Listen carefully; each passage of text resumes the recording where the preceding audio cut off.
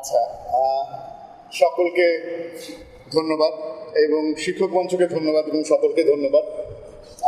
এই ঘরে, এই ভবনে, এই বিশ্ববিদ্যালয়ে তো আমি সবসময় কথা বলি, কাজেই এটা নতুন কিছুই না। কিন্তু নতুন এইটুকুই যে আমার গবেষণার দিক, আমি সারা জীবনে খুব বেশি লম্বা গবেষণা কাজ করি নাই, সুতরাং সেই দিক থেকে আমার একটা বড় গবেষণা নির্ভর কাজ, সেই কাজটা নিয়ে কথা বলা এবং অবশ্যই আমার চেনা জানা অডিয়েন্সের বাইরেও একটু বাইরের অডিয়েন্সের সাথেও কথা বলা, সেইটা একটা সুযোগ। এবং এই সুযোগটা করে দেওয়ার জন্য এবং এই সুযোগে যারা সামিল হয়েছেন, যারা শুনতে এসছেন, তাদের সকলকে আমি স্বাগত জানাই। এবং এটা অবশ্যই আমার জন্য একটা ইন্সপিরেশনাল ব্যাপার যে আপনাদের সকলের অংশগ্রহণের মধ্যে দিয়ে, আলাপ আলোচনার মধ্যে দিয়ে আমরা যে বিষয়টা নিয়ে কথা বলবো সেটাকে খোলাসা করতে চাইব। মূল আলোচনায় ঢুকবার আগে আমি দুটো প্রসঙ্গ বলে নিতে চাই। একটা হচ্ছে এক করে আমি গোটা ছয়েক ডিসক্লেইমার আপনাদের কাছে বলতে চাই। ডিসক্লেইমার শব্দটার বাংলা আমার এখন পর্যন্ত খুব আয়ত্তে নাই। 6টা ডিসক্লেইমার আপনাদেরকে এক করে আমি রিডিং করে দিতে চাই, আর তারপরে একটা প্রিলিউড দিতে চাই, দিয়ে তারপরে মূল আলোচনায় ঢুকতে চাই। ডিসক্লেইমারটা এই কারণে, যাতে আপনারা পার্টিশন নিয়ে কথা শুনতে এসছেন এবং ইতিহাসের বিষয় বলে মনে করা হয় পার্টিশনকে, কাজেই আপনারা ইতিহাস নিয়ে শুনতে এসছেন। পাছে আপনারা দিন শেষে আমার উপর নিতান্তই নাখোশ না হন যে কিছুই ইতিহাস হলো না, কিছুই ইতিহাস শোনা হলো না, সেই রকম একটা ডিসক্লেইমার আমি দেওয়ার তাগিদ বোধ করি আর কি। তো আমি একটু এই জায়গাটা একটু মেকানিক্যালি কয়েকটা জিনিস হয়তো পড়বো। যে প্রথমত হচ্ছে যে বাই ট্রেনিং আমি ইতিহাসবিদ নই, যদিও এখন আমার সর্বশেষ ডিগ্রিখানা ইতিহাস বিভাগ থেকে আছে, কিন্তু বাই ট্রেনিং আমার একাডেমিক ট্রেনিংয়ের খুব অল্প অংশে ইতিহাস আছে। আমি ইতিহাসবিদ নই এবং প্রথাগত ইতিহাস শাস্ত্র দিয়ে আমার কাজ বোঝা আসলে খুব বেশি কাজের হবে না। প্রথাগত ইতিহাস শাস্ত্রের কতগুলো বৈশিষ্ট্য থাকে, যেই বৈশিষ্ট্যগুলোকে একভাবে প্রশ্নবিদ্ধ করা, খণ্ডন করা, সেটা আমার কাজের একটা জায়গা। এবং আমি নৃবিজ্ঞানের ছাত্র, সামাজিক বিজ্ঞানের ছাত্র, সেই জায়গা থেকে ইতিহাসের কতগুলো মোটা দাগের অ্যাজাম্পশনকে একভাবে বলতে গেলে প্রশ্নবিদ্ধ করা এবং নতুন করে ইতিহাস নিয়ে ভাবা, যেটা খোদ ইতিহাস শাস্ত্রের ভেতরেই অনেক মানুষজন বেশ অনেক বছর ধরে করছেন, কিন্তু সেটা মেইন স্ট্রিমের মর্যাদা কখনো পায়নি। কিন্তু সামাজিক বিজ্ঞান তাতে সবসময় হাততালি দিয়েছে, সামাজিক বিজ্ঞান তাকে সবসময় স্বাগত জানিয়েছে। ভিন্ন ইতিহাস, অল্টারনেটিভ ইতিহাস, ইতিহাসের ভিন্ন স্বর, উপেক্ষিত ভুলে যাওয়া স্বর, এইগুলো দেখতে সামাজিক বিজ্ঞান সবসময় ইতিহাসকে উৎসাহ দিয়েছে। ইতিহাসের যেই মানুষজনরা এইদিকে তাকিয়েছেন, মেইন স্ট্রিম ইতিহাসে অপান্তেয় হয়ে থেকে, মেইন স্ট্রিম ইতিহাসে অবাঞ্ছিত হয়ে থাকার পরেও যে মানুষজনরা ইতিহাসে শাসকের স্বর নয় বরং পরাজিতের, শাসিতের, প্রায় হারিয়ে যাওয়া, প্রায় শুনতে না পাওয়া স্বরগুলোকে উদ্ঘাটন করেছেন, সামাজিক বিজ্ঞান তাতে সবসময়ই খুব মনোযোগী শ্রোতা ছিল এবং সামাজিক বিজ্ঞান তাকে স্বাগত জানিয়েছে। আমি সেই জায়গা থেকে আমার কাজ করেছি, সেটা হচ্ছে একটা। দ্বিতীয় কথা হচ্ছে ইতিহাসের একটা ফেটিশ থাকে, একটা অবসেশন থাকে। ইতিহাস বড় ঘটনা এবং ওইভাবে বলতে গেলে এক্সট্রাঅর্ডিনারি মোমেন্টস অফ লাইফকে দেখতে চায়। ইতিহাস একটা বড় ভায়োলেন্স, একটা বড় যুদ্ধ, একটা বড় কিছু ঘটলে সেটাকে ইতিহাসের ক্যানভাসে সাজানোর বিষয় বলে মনে করা হয়, এবং বড় ঘটনা না হলে সেটা ইতিহাসের নয় এমনটা ভাবা হয়। সেটা আমার কাজের ক্ষেত্রে আমি একভাবে বলতে গেলে এক্সট্রাঅর্ডিনারি মোমেন্টসকে নয় বরং খুবই অর্ডিনারি মোমেন্টসকে দেখতে আগ্রহী। ঘটনা নয় বরং প্রায় যাকে ঘটনাহীনতা মনে করা হয়। মানুষজনকে জিজ্ঞেস করলে বলে কি হয়েছিল 47-এ, মানুষজন আপনাকে যখন বলে কিছুই হয় না এখানে, এই কিছুই না হওয়া যেটাকে, অথচ অনেক কিছু হয়ে গেছে কিন্তু মানুষের মনে হচ্ছে কিছু হয়নি এবং মানুষ বলছেন যে কিছু হয়নি, ঘটনাহীনতা, নন হ্যাপেনিংসকে একভাবে বলতে গেলে বোঝায়। হ্যাপেনিংস নিয়ে তো ইতিহাসবিদরা অনেক কাজ করেছেন, যারা হিস্ট্রি, মেমোরি, অ্যামনেশিয়া নিয়ে কাজ করেছেন তারা মূলতই এই হোলোকাস্ট হচ্ছে বিশাল এক হ্যাপেনিং, তা নিয়ে কাজ হয়েছে, এন্টার কাজ হয়েছে, কিন্তু যা নিয়ে কাজ হয়নি তা হচ্ছে নন হ্যাপেনিং। খুবই তুচ্ছ, খুবই মানডেইন, খুবই এভরিডে, খুবই প্রাত্যহিক, হ্যাঁ, খুবই চোখে না পড়ার মতো ঘটনা, যা নিয়ে প্রায় ইতিহাস কখনো ঘুরে তাকায় না। আমি বরং বলবার চেষ্টা করব যে জীবনের বেশিরভাগ সময়টা তো আমাদের যায় প্রায় নন হ্যাপেনিং এর মধ্যে। এক্সট্রাঅর্ডিনারি মোমেন্ট দিয়ে ওই মোমেন্টসগুলোকে বোঝার চেষ্টা করা একটা রাস্তা যেমন হতে পারে, আবার খোদ ওই মোমেন্টগুলোকে ইতিহাসের কেন্দ্রে স্থাপন করার চেষ্টা করা সেটাও একটা ভালো কাজের জায়গা হতে পারে। সে কারণেই আপাত অর্থে তুচ্ছ, আপাত অর্থে ঘটনাহীন, আপাত অর্থে অবশ্যই এইটা নতুন নয়, সাবঅল্টার্ন হিস্টোরিয়ানরা থাকার কারণে আমজনতার কিংবা নারীবাদী ইতিহাসবিদরা পার্টিশনের ক্ষেত্রে যারা কাজ করেছেন, আমজনতার কথাকে, আমজনতার অভিজ্ঞতাকে ইতিহাসের কেন্দ্রে স্থাপন করার কাজ যারা করেছেন, কাজে সেই দিক থেকে এই কাজ নতুন কিছু না, আমজনতার কথা। কিন্তু আবার অবশ্যই আমজনতার ক্ষেত্রেও এক্সট্রাঅর্ডিনারি মুভমেন্ট না, বরং অর্ডিনারি মুভমেন্টস, ঘটনাহীনতা, সেটা আর একটা জায়গা। এবং এইখান থেকে আমি আরো এক ধাপ সামনে এগিয়ে বলতে চাইবো যে ইতিহাস যখন ঘটনার দিকে তাকায় তখন ইতিহাস অনেকাংশে স্থবির হয়ে পড়ে। যদি 47কে আপনারা ভাবেন যে অতীতে ঘটে যাওয়া একটা ঘটনা, যদি 47কে আপনারা ভাবেন যে 47 হচ্ছে ফ্রোজেন ইন দ্য পাস্ট, যদি 47কে আপনারা ভাবেন যে একদা ঘটেছিল, তাহলে একরকম। আর যদি আপনি ভাবেন যে 47 যতটা না ঘটনা, তার চাইতে বেশি ঘটনার প্রবহমানতা, যদি আপনারা ভাবেন, আমার মনে হয় ঝিলকানি আমাদের এখানকার যে সংস্কৃতি, যদি আপনি ভাবেন যে 47 হচ্ছে একটা ঘটনা, একটা বড় ঘটনা, ইতিহাসের একটা সময় ঘটেছিল, তাহলে একরকম। যদি আপনি ভাবেন যে 47 ঘটনার চাইতেও ঘটনার প্রবহমানতা, যদি আপনি ভাবেন যে 47 একটা প্রক্রিয়া, যদি আপনি ভাবেন যে 47 হচ্ছে একটা ল্যাবিরিন্থ যা আজও খুলছে, প্রতিদিন খুলছে, যদি এভাবে ভাবেন, তাহলে ইতিহাস কোনোভাবেই অতীত নয়, তাহলে ইতিহাস হচ্ছে ঘটমান, তাহলে ইতিহাস হচ্ছে বর্তমান, যার মধ্যে আপনি জীবনযাপন করছেন। এই কথাটা আমি ওয়াল্টার বেঞ্জামিনের কাছে ঢুকছি না, আমি হিস্ট্রি অফ প্রেজেন্টের ধারণা ওয়াল্টার বেঞ্জামিনের মতো করে ব্যবহার করছি না, কিন্তু আমি আপনাদেরকে এই কথাটা মনে করিয়ে দিতে চাচ্ছি যে অতীতের দিকে যখন আমরা তাকাই, একটা নির্দিষ্ট বর্তমানে দাঁড়িয়ে আমরা সেটা করি। একটা নির্দিষ্ট বর্তমানে দাঁড়িয়ে অতীতের ঝুলি থেকে একটা বিশেষ অতীতকে আমরা বের করে আনি, বা কতকগুলো বিশেষ অতীতকে আমরা বের করে আনি, আর কতকগুলো অতীতকে আমরা বের করে আনি না। কতগুলো অতীতকে, আপনার ফোনটা টুনটুন করে বাজে,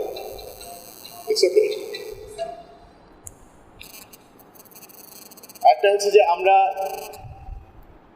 যে কোনো অতীতের দিকেই যখন তাকাই, অতীত অর্থপূর্ণ হয় কেবলমাত্র একটা নির্দিষ্ট বর্তমানে। অতীত অর্থপূর্ণ হয় আপনি যখন একটা ভবিষ্যতের দিকে তাকিয়ে থাকেন, আপনি একটা কিছু ভবিষ্যতে দেখেন, একটা বর্তমানকে আপনি বোঝেন, সেই বর্তমানে দাঁড়িয়ে আপনি একটা বিশেষ অতীতকে টেনে বের করতে চান। কতকগুলো অতীতের কতকগুলো ঘটনা, কতকগুলো উপাদানকে দিয়ে আপনি বর্তমানকে একভাবে ইন্টারপ্রেট করতে চান, বর্তমানের জীবনকে অর্থপূর্ণ করতে চান আপনার নিজের জন্য কিংবা আপনার চারপাশের মানুষের জন্য। কিন্তু সেই আপনি আবার অতীতের অনেকগুলো ঘটনাকে সামনে আনেন না। এবং অতীত কোথায় আপনি পাবেন? এই একই অতীত 5 জন লোক হাত দিলে 5 বার 5 রকম অতীতকে বের করে নিয়ে আসবে একই অতীতের ঘটনায়। খুব গুরুত্বপূর্ণ হচ্ছে তাহলে কোন অতীতকে কোন বর্তমানের পাটাতনে দাঁড়িয়ে, কোন ঐতিহাসিক রাজনৈতিক জমিনের উপর দাঁড়িয়ে আমি কোন ব্যক্তি কোন অতীতকে অ্যাক্সেস করতে চাচ্ছি। অতীত তাই, ইতিহাস তাই, অতীতের পঠন আমার কাছে নয়। ইতিহাস হচ্ছে অতীতকে আমরা যেভাবে বর্তমানে দেখি, অন্যভাবে বলতে গেলে ইতিহাস হচ্ছে বর্তমানের পাঠ, ইতিহাস হচ্ছে প্রক্রিয়ার পাঠ, যেভাবে যে প্রক্রিয়ার মধ্যে দিয়ে অতীত এসে বর্তমানে আপনার সামনে দাঁড়িয়েছে, কিংবা যে অতীতকে সঙ্গী করে আপনি ভবিষ্যতের দিকে রওনা দিয়েছে। ইতিহাস হচ্ছে সেই প্রবহমানতা, ইতিহাস হচ্ছে সেই প্রক্রিয়া, ইতিহাস ঘটনার সমষ্টি মাত্র নয়। এটা হচ্ছে আমার আরেকটা বলবার বিষয় বা আরেকটা ডিসক্লেইমার। ইতিহাসের আরেকটা প্রবল বৈশিষ্ট্য হচ্ছে, ইতিহাসের আরেকটা প্রবল বৈশিষ্ট্য হচ্ছে ইতিহাস পূর্ণতাকে খোঁজে। ইতিহাসের একটা বৈশিষ্ট্য হচ্ছে ইতিহাস একটা টোটাল পিকচারকে আঁকে। এটা যে ইতিহাসই আঁকে তা না, সামাজিক বিজ্ঞানও এই কাজটা করে, সামাজিক গবেষণার লোকজনরাও এই কাজটা করে। কোনো একটা কিছুকে বুঝতে গিয়ে তারা ক্লেম করতে চান যে এটা একটা পূর্ণাঙ্গ ছবি। অন্তত ইতিহাসের ক্ষেত্রে বলা যায়, বিশেষ করে অভিজ্ঞতা নিয়ে ইতিহাসে যারা কাজ করেছে, অভিজ্ঞতার বয়ান, অ্যাকাউন্টস নিয়ে যারা কাজ করেছেন, ন্যারেটিভ নিয়ে যারা কাজ করেছেন ইতিহাসে, যারা ওরাল হিস্ট্রি নিয়ে কাজ করেছেন, তাদের কাজের পরে দেখা যায় ইতিহাস যতটা না পূর্ণাঙ্গ প্রকল্প, তার চাইতে বেশি ইতিহাস প্রতিনিয়ত অপূর্ণ, খণ্ডিত, ভুলে যাওয়া, ভুলে রাখা, ভুলে থাকা। হ্যাঁ, ইতিহাসকে একদম কনসিয়াসলি আমরা ইতিহাসের থেকে কিছু জিনিসকে সরিয়ে রাখি। এবং একসময় মনে করা হতো যে ফরগেটিং বা অ্যামনেশিয়া হচ্ছে মেমোরির নেগেটিভ, আর এখনকার অনেক ইতিহাসবিদরা বলেন যে ফরগেটিং বা অ্যামনেশিয়া হচ্ছে মেমোরিরই আর একটা রূপ। হ্যাঁ, আমি যা ভুলে যাই তার মধ্যে দিয়েই আমি যা মনে রাখি তা নির্মিত হয়। সে কারণে কোনোভাবে এটা ওটার বিরোধী নয়। তো এই ক্ষেত্রে আমার কাজের বিষয়ের ক্ষেত্রে আমি বলতে চাইবো, আমি হয়তো দু একটা উদাহরণে ঢুকবো যখন আপনারা এই কথাটা আরেকটু স্পষ্ট বুঝতে পারবেন কেন ইতিহাস একটা পূর্ণতার প্রকল্প আমার কাছে না, কেন ইতিহাস খণ্ডিত, ভাঙা টুকরো, যেই টুকরোগুলোকে জড়ো করে আমরা একটা ছবি বুঝতে চাই, কেবল খুব যে একটা ছবি তৈরি করতে পারি তাও না, আমরা অতীত সম্পর্কে একটা ধারণা করার চেষ্টা করি। ইতিহাসের নানা ভুলে যাওয়া, ভেঙে থাকা, ছড়িয়ে ছিটিয়ে থাকা টুকরোকে জড়ো করে করে পাশাপাশি বসিয়ে আমরা একটা কিছু বোঝার চেষ্টা করি।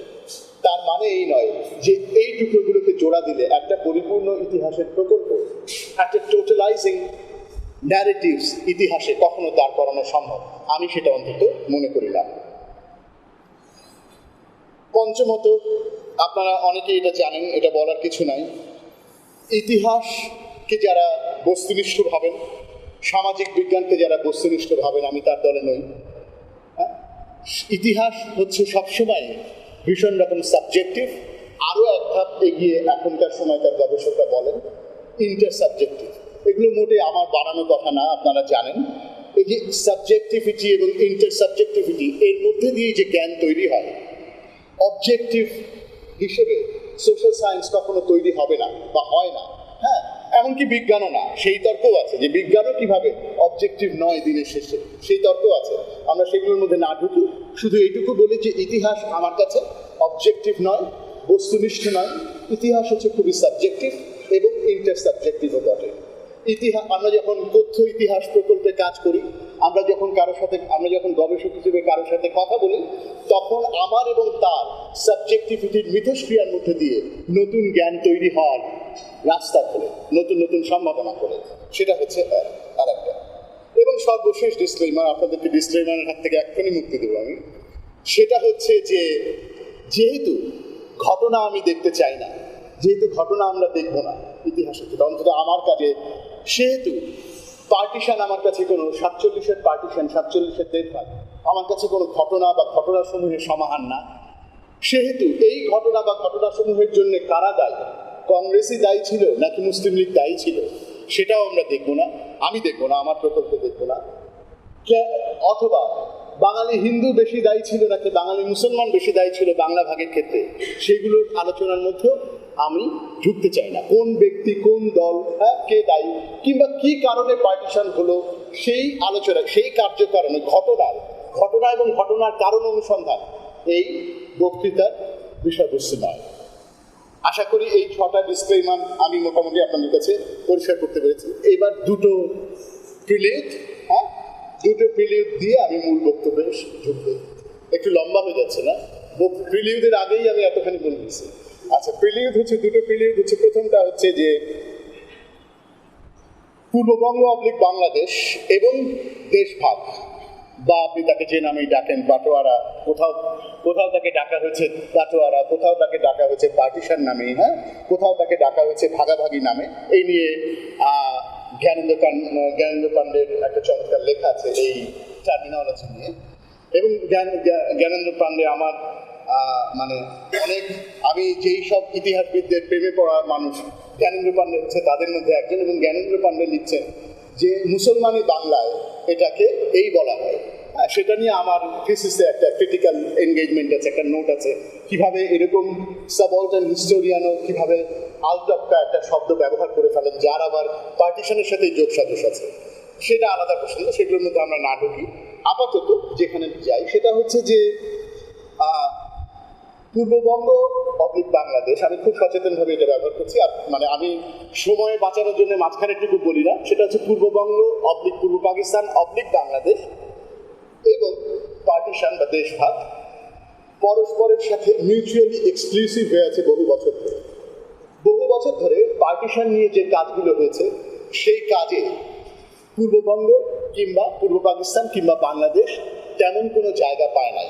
এটা নিয়ে এখনই অনেক রকম প্রশ্ন আপনারা করতে পারেন, অনেকগুলো কথা উঠতে পারে, কারণ না নিশ্চয়ই আপনারা দেখেছেন যে পূর্ববঙ্গ নিয়েও কাজ আছে, কিন্তু তারপরেও আমি কেন বলছি, আমি বলছি না, প্রায় মধ্য 90-এর দশক থেকে ইতিহাসবিদরা গবেষকরা বলছেন যে কি করে পূর্ববঙ্গ কিংবা বাংলাদেশ পার্টিশনের ইতিহাসের আধার হয়ে রইল। যেমন করে জাতীয়তাবাদী ইতিহাস প্রকল্পে নারীর অভিজ্ঞতা ইতিহাসে অপর হয়ে থাকে, ঠিক তেমনি করে পার্টিশনের ইতিহাসে পূর্ববঙ্গ ছিল সেই আধার, পূর্ববঙ্গ ছিল সেই অপর। হ্যাঁ, এবং কেন তার বিপরীতে অপর, সেটা হচ্ছে একটা। এবং সে কারণে পূর্ববঙ্গ খুব বেশি দূর পর্যন্ত জায়গা কখনোই পার্টিশন স্টাডিজে পায়নি। এন্টার পার্টিশনের বিখ্যাত কাজ আছে, যেখানে পার্টিশন গবেষকরা তাদের ভাষাগত সীমাবদ্ধতাকে, দুর্দান্ত কাজ, যেই কাজ থেকে আমাদের প্রত্যেকের অনেক শেখার আছে, কিন্তু পূর্ববঙ্গ তারা অ্যাড্রেস করেননি, কারণ তারা বলেছেন তারা ভাষাটা জানেন না। কিংবা যে কোনোভাবেই হোক পূর্ববঙ্গ নানাভাবে খুব লেম এক্সকিউজ দিয়ে হলেও অথবা কোনো এক্সকিউজ ছাড়া পূর্ববঙ্গ নানা সময় পার্টিশন গবেষকদের চোখ এড়িয়ে অথবা লেখাতে জায়গা পায়। এটা হচ্ছে একটা। অন্যদিক থেকে গবেষকরা এও দেখেন এবং এও বলেন যে আর বাংলাদেশেও, স্বাধীনতা উত্তর বাংলাদেশেও পার্টিশন নিয়ে, দেশভাগ নিয়ে তেমন কোনোই কাজ হয় না। তারা বলেন পার্টিশন নিয়ে, দেশভাগ নিয়ে বাংলাদেশের এই নিশ্চুপতা কিভাবে আমরা ব্যাখ্যা করব। এদিকে কি উসখুস লোক করছে, আপনারা ডেকে নিয়ে আসেন তাদেরকে। আমি আমার ক্লাসে উঠেই তো লোকজনকে ডাকি, তাই তো এগুলোর সাথে আমরা পরিচিত। সেটা হচ্ছে যে গবেষকরা বলছেন যে শুধু পার্টিশনে যে পূর্ববঙ্গ উপেক্ষিত, পার্টিশনে পূর্ববঙ্গের যথোপযুক্ত জায়গা হয় নাই, কিংবা পার্টিশনে পূর্ববঙ্গকে খুবই টেইলর মেড ভাবে পরিবেশন করা হচ্ছে, উপস্থাপন করা হচ্ছে, সেটা তো একটা দিক। কিন্তু স্বাধীনতা উত্তর বাংলাদেশেও পার্টিশন বাংলাদেশের একাডেমিয়াতে, এমনকি পাবলিক লাইফেও খুব বেশি দূর পর্যন্ত জায়গা পায় নাই। কেউ কেউ বলার চেষ্টা করেন গবেষকদের মধ্যে, ধরুন এখানে দুটো মত আছে। একদল মনে করেন যে যেহেতু বাংলাদেশ প্রতিষ্ঠার পরে অনেক দিন পর্যন্ত মুসলমান আইডেন্টিটিটা বাংলাদেশের রাজনীতিতে খুব গুরুত্বপূর্ণ ছিল, এবং আমি মনে করি নিশ্চয়ই এখনো আছে।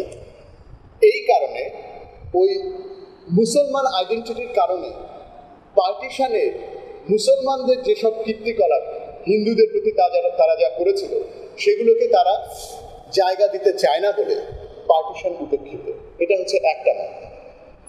তার মানে হচ্ছে ধরুন ওই একেবারে রেজিম ধরে বলা হয় যে এই ৭৫ পরবর্তী বাংলাদেশের যে হাল, সেই কারণে বাংলাদেশের ইন্টেলিজেন্সিয়া এবং একাডেমিয়া, ধরুন একটা এক্সাম্পল হচ্ছে, আমি বেঙ্গাগুরু ঠাকুর তার একটা লেখা থেকে বলছি যে চিত্রা নদীর পারে না, হ্যাঁ চিত্রা নদীর পারে বানানোর সময় তানভীর মোকাম্মেলকে কাঠখড় পোড়াতে হলো ফান্ড জোগাড় করার জন্য, এবং সেটার কারণ ছিল যে সরকার তখন ছিল তারা চান না, সেই সরকার হচ্ছে অবশ্যই আপনারা বুঝতেই পারেন যে ওইভাবে বলতে গেলে যাদের কাছে মুসলিম আইডেন্টিটি খুব গুরুত্বপূর্ণ, সেই সরকার ফান্ড অ্যালোকেট করতে দেয়নি। সেটা হচ্ছে একটা পার্সপেক্টিভ, হতেই পারে।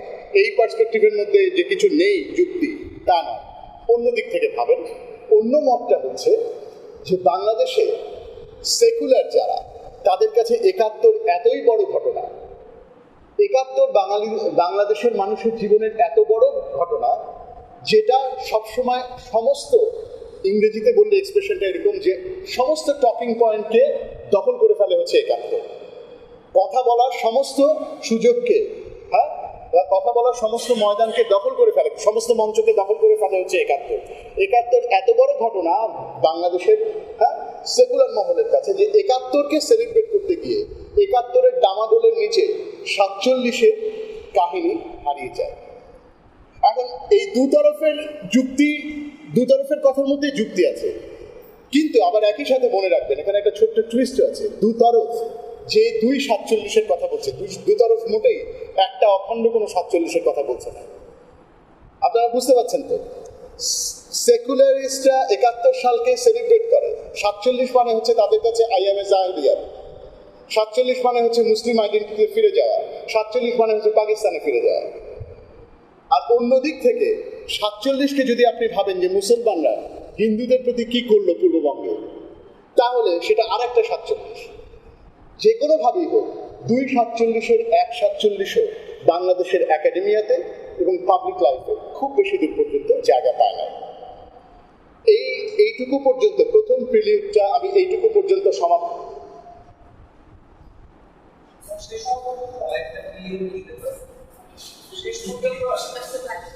দিন সফল করি।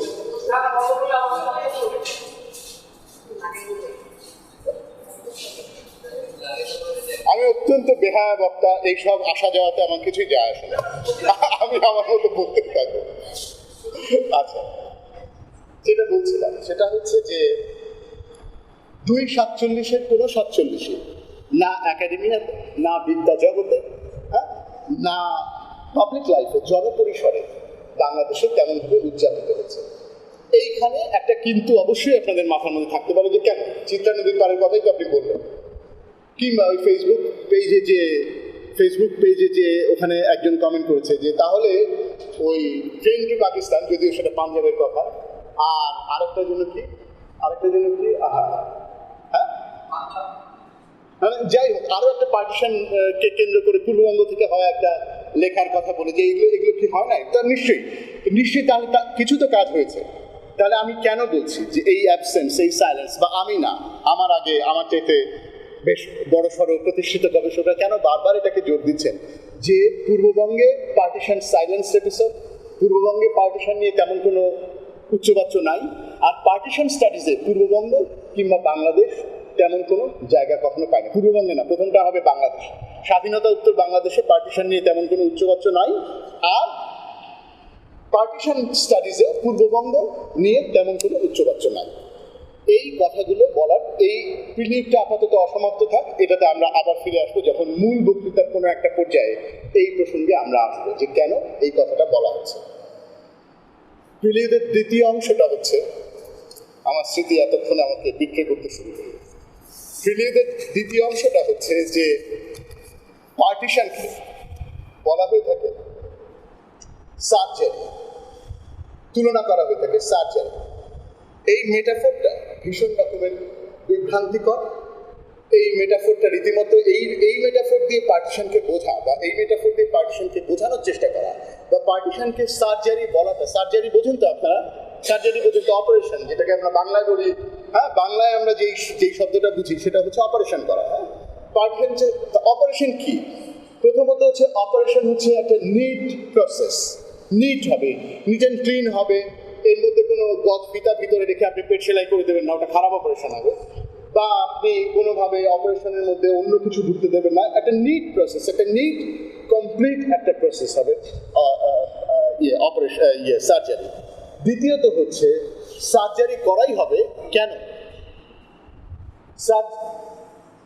সার্জারি করাই হবে কেন?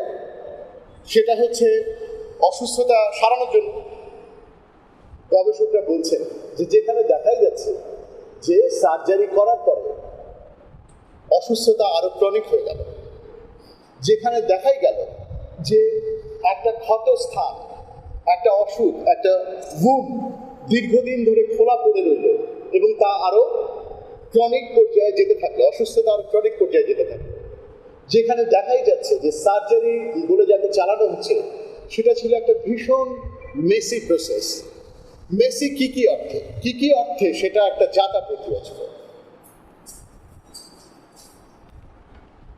সার্জারি তো হচ্ছে রোগ সারানোর জন্য, এবং সার্জারি হওয়ার কথা নিচেন ক্লিন। পার্টিশন দুটোর একটাও ছিল না। পার্টিশন কোনোভাবেই রোগ সারায়নি, এবং পার্টিশন কোনোভাবেই একটা নিট অ্যান্ড ক্লিন প্রসেস ছিল না। কেন নিট অ্যান্ড ক্লিন প্রসেস ছিল না? নানা রকমের ভুল ছিল। একটা হচ্ছে এমন একটা লোককে দায়িত্ব দেওয়া হলো, কমিশনের দায়িত্ব দেওয়া হলো, যেই লোকটা যেই ভূখণ্ডকে কাটাছেঁড়া করবে সেই ভূখণ্ড সম্পর্কে তার প্রায় ন্যূনতম তেমন কোনো ধারণা নেই। একটা হচ্ছে সেটা যে যেই লোকটাকে দায়িত্ব দেওয়া হলো সেই লোকটার যেই কাটাছেড়া তিনি করবেন, যেই অপারেশনটা তিনি করবেন, রোগী সম্পর্কে তার কোনো ধারণা নেই। টেকনিক্যাল ত্রুটির দুটো উদাহরণ আপনাদেরকে দেওয়া যায়। একটা হচ্ছে যে পার্টিশনের ইউনিট কি হবে, পার্টিশনের একক কি হবে। তো একদল বলেছিল থানা। ও মনে রাখবেন পার্টিশনের পুরো প্রসেসটাই ছিল প্রায় দর কষাকষির মতো। কংগ্রেস একদিকে, মুসলিম লীগ একদিকে, মাঝখানে ব্রিটিশরা বসে দর কষাকষির কাজটা করছে। তো বলা হয়েছিল যে একদল বলেছিল যে থানা হবে পার্টিশনের একক, থানাকে বিভক্ত করার দরকার নেই, থানা আস্ত রেখে হয় এদিকে অথবা ওদিকে এরকম করে ফেলা হয়। এখন থানার যে ম্যাপ ছিল, থানা হচ্ছে আপনারা জানেন পুলিশ স্টেশন। ক্রিমিনাল জুরিসডিকশনের জন্য, ক্রিমিনাল অ্যাডমিনিস্ট্রেশনের কারণে তাদের যে ম্যাপ ছিল সেই ম্যাপের সাথে অ্যাডমিনিস্ট্রেটিভ ম্যাপের তেমন কোনো মিল ছিল না, অসামঞ্জস্য ছিল। সেই ম্যাপের উপর দিয়ে পার্টিশন হচ্ছে, এটা হচ্ছে এক। দ্বিতীয়ত হচ্ছে অনেক সময় ন্যাচারাল নানা রকমের মার্কারকে সীমানা স্মারক করা হচ্ছে। যেমন বলা হচ্ছে নদীর এই পার থেকে, আপনি এখন নদী বললেন যে এখন শীতকাল, বর্ষাকালে নদী তো আর এখানে থাকবে না, তখন নদীর কোন পার থেকে হবে। এরকম মোটা দাগের বড় বড় জিনিস পার্টিশনের সময় যারা এই কাজটা করেছেন তাদের মাথায় ছিল না। সর্বোপরি আপনাদের জানা থাকার কথা, যদি জানা না থাকে তাহলে আপনারা অবাকই হবেন, ভারত স্বাধীন হয়েছে 15ই আগস্টে, মানে 15ই আগস্ট মধ্যরাতে, পাকিস্তান 14ই আগস্ট মধ্যরাতে। আর সীমানা কবে ঘোষিত হয়েছে আপনারা জানেন? 17ই আগস্ট।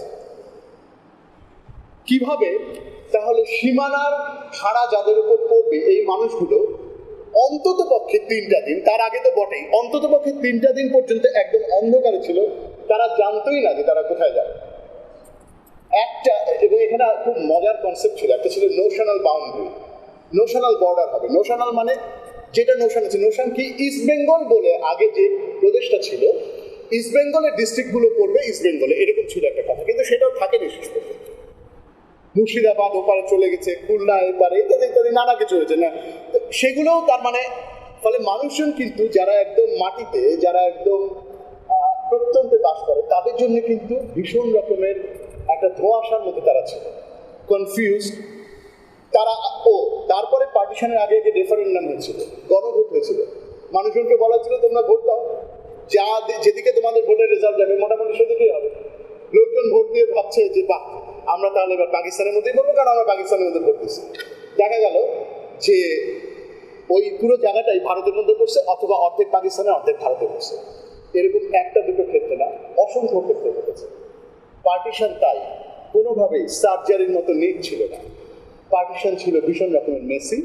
এবং এই কনটেক্সটে মানুষজনের মধ্যে আমার সম্প্রতি একটা লেখা বেরিয়েছে, সেই লেখাটার মধ্যে আমি আর ওই বিস্তারিত গল্পে যাচ্ছি না, শুধু একটা কথা, একটা গল্প, যে ধরেন একটা জায়গার মানুষ, আমি যেখানটা ফিল্ড ওয়ার্ক করছি হিলি, দিনাজপুরের হিলি দুটো ভাগে ভাগ হয়ে গেছে। হিলির মানুষরা ভোট দিয়ে এসে বসে আছে, ভাবছে যে পুরো হিলি পাকিস্তানের মধ্যে পড়বে, তারা ভাবছে যে পুরোটা পাকিস্তানে, এবং তারা ভাবছে যে পাকিস্তানের ফ্ল্যাগও উড়ে গেছে।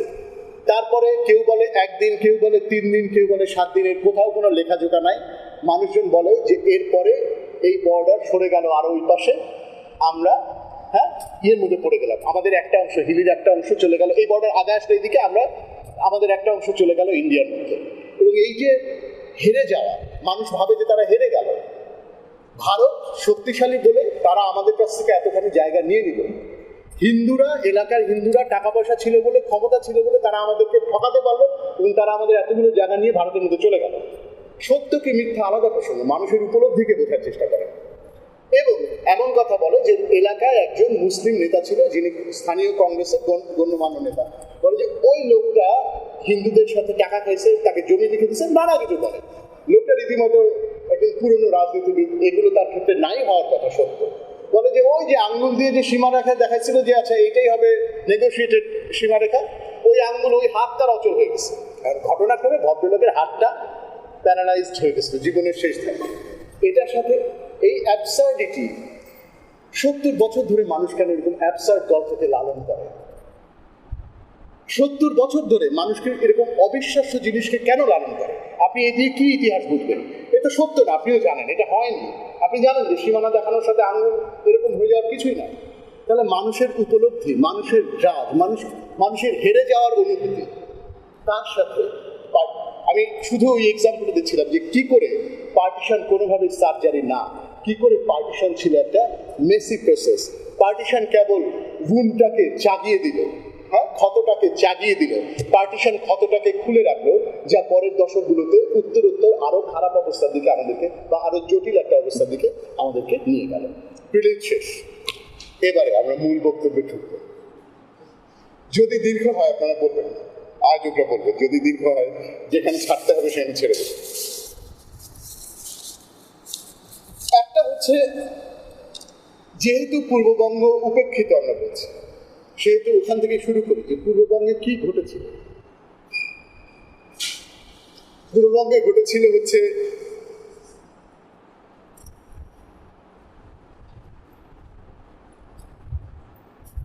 পূর্ববঙ্গে একটা হচ্ছে যে পূর্ববঙ্গ থেকে অমুসলিম জনগোষ্ঠী, আরো সোজাসুজি বললে হিন্দু জনগোষ্ঠী, পার্টিশনের সময় থেকে যেতে শুরু করে এবং একটা বিরাট অংশ দশকের পর দশক জুড়ে এই যাওয়া চলে। আইয়ুব খানের আমলে এটা তুঙ্গে ওঠে। এখনো সেই যাওয়া, কেউ কেউ বলে যে এখনো সেই যাওয়া চলছে, এবং তারা এই কারণে, যারা এটা বলেন যে পার্টিশন এখনো চলছে, তাদের একটা যুক্তি হচ্ছে যে এই কারণেই বাংলার পার্টিশনকে বলা হয় প্রলং পার্টিশন, প্রলম্বিত দেশভাগ। দেশভাগ এখনো প্রলম্বিত, কেননা এখনো দেশভাগের জের টেনে মানুষজন জায়গা জমি ছেড়ে, পৈতৃক জায়গাটা ছেড়ে চলে যাচ্ছে। এটা হচ্ছে প্রলং পার্টিশনের একটা ধারণা। কিন্তু পূর্ববঙ্গে কি ঘটেছিল? পূর্ববঙ্গে তাহলে একটা ঘটেছিল যে অবশ্যই অস্বীকার করার কোনো উপায় নেই, নোয়াখালীতে, নোয়াখালীতে যেখানে গান্ধীকে আসতে হয়েছিল। কিন্তু নোয়াখালী বাদেও ঢাকা কিংবা ওই বরিশাল, নরসিংদী, কুমিল্লা, যেটাকে ত্রিপুরা ইত্যাদি ইত্যাদি দীর্ঘ অঞ্চল জুড়ে রাইট হয়েছিল, লুটপাট হয়েছিল। পূর্ববঙ্গের মুসলমানরা বাইরে থেকে আসা নতুন মুসলমানদের সাথে নিয়ে হোক, অথবা নিজেরা নিজেদের উদ্যোগেই হোক, স্থানীয় উদ্যোগেই হোক, যেভাবেই হোক, স্থানীয় হিন্দুদেরকে হত্যা, ধর্ষণ, লুণ্ঠন, অগ্নিসংযোগ, জোর করে মুসলমানের সাথে ধরে বিয়ে দিয়ে দেওয়া, জোর করে টাকা পয়সা সব লিখিয়ে নেওয়া, সরকারের ফান্ডে টাকা পয়সা জমা দিয়ে তারপরে তাকে মেরে ফেলা, কথা নানা রকমের সহিংসতার ঘটনা ঘটেছে। এবং মনে রাখবেন, বাংলা সবচাইতে কম উপদ্রুত অঞ্চল ছিল পার্টিশনের। এটা ইতিহাসের তথ্য থেকে অন্তত পাওয়া যায়। ইতিহাসে নানা রকমের যে পাওয়া যায়, ধরুন গুজরাটে হয়েছে, বিহারে হয়েছে, পাঞ্জাবে হয়েছে। পাঞ্জাবে এত সহিংস জায়গায় পার্টিশন গেছিল যে তখনই পাঞ্জাব বর্ডারকে সিল করে দেওয়া ছাড়া দুই দেশের আর কোনো পথ ছিল না। বাংলাতে দুই দেশ রাজি হয়েছিল বর্ডারকে খোলা রাখতে, যে আচ্ছা সাময়িক গোলযোগ হয়েছে, এই আশায় খোলা রেখেছিল। এটা খুব ইন্টারেস্টিং, ইন্টার ডমিনিয়ন মিটিংয়ে এই আশায় খোলা রাখা হয়েছিল বাংলার বর্ডারকে, যে এক সময় আবার যখন পরিস্থিতি শান্ত হবে তখন যে যার জায়গায় ফিরে আসতে পারবে। মূলত পূর্ববঙ্গে যে জোরদারি ছেড়ে হিন্দু জমিদার জোরদারদেরকে ওপারে চলে যেতে পারে, পরে একটা লম্বা সময় পর্যন্ত এই সম্ভাবনা ছিল, খোলা রাখা ছিল, যে তারা চাইলে ফিরে আসতে পারে।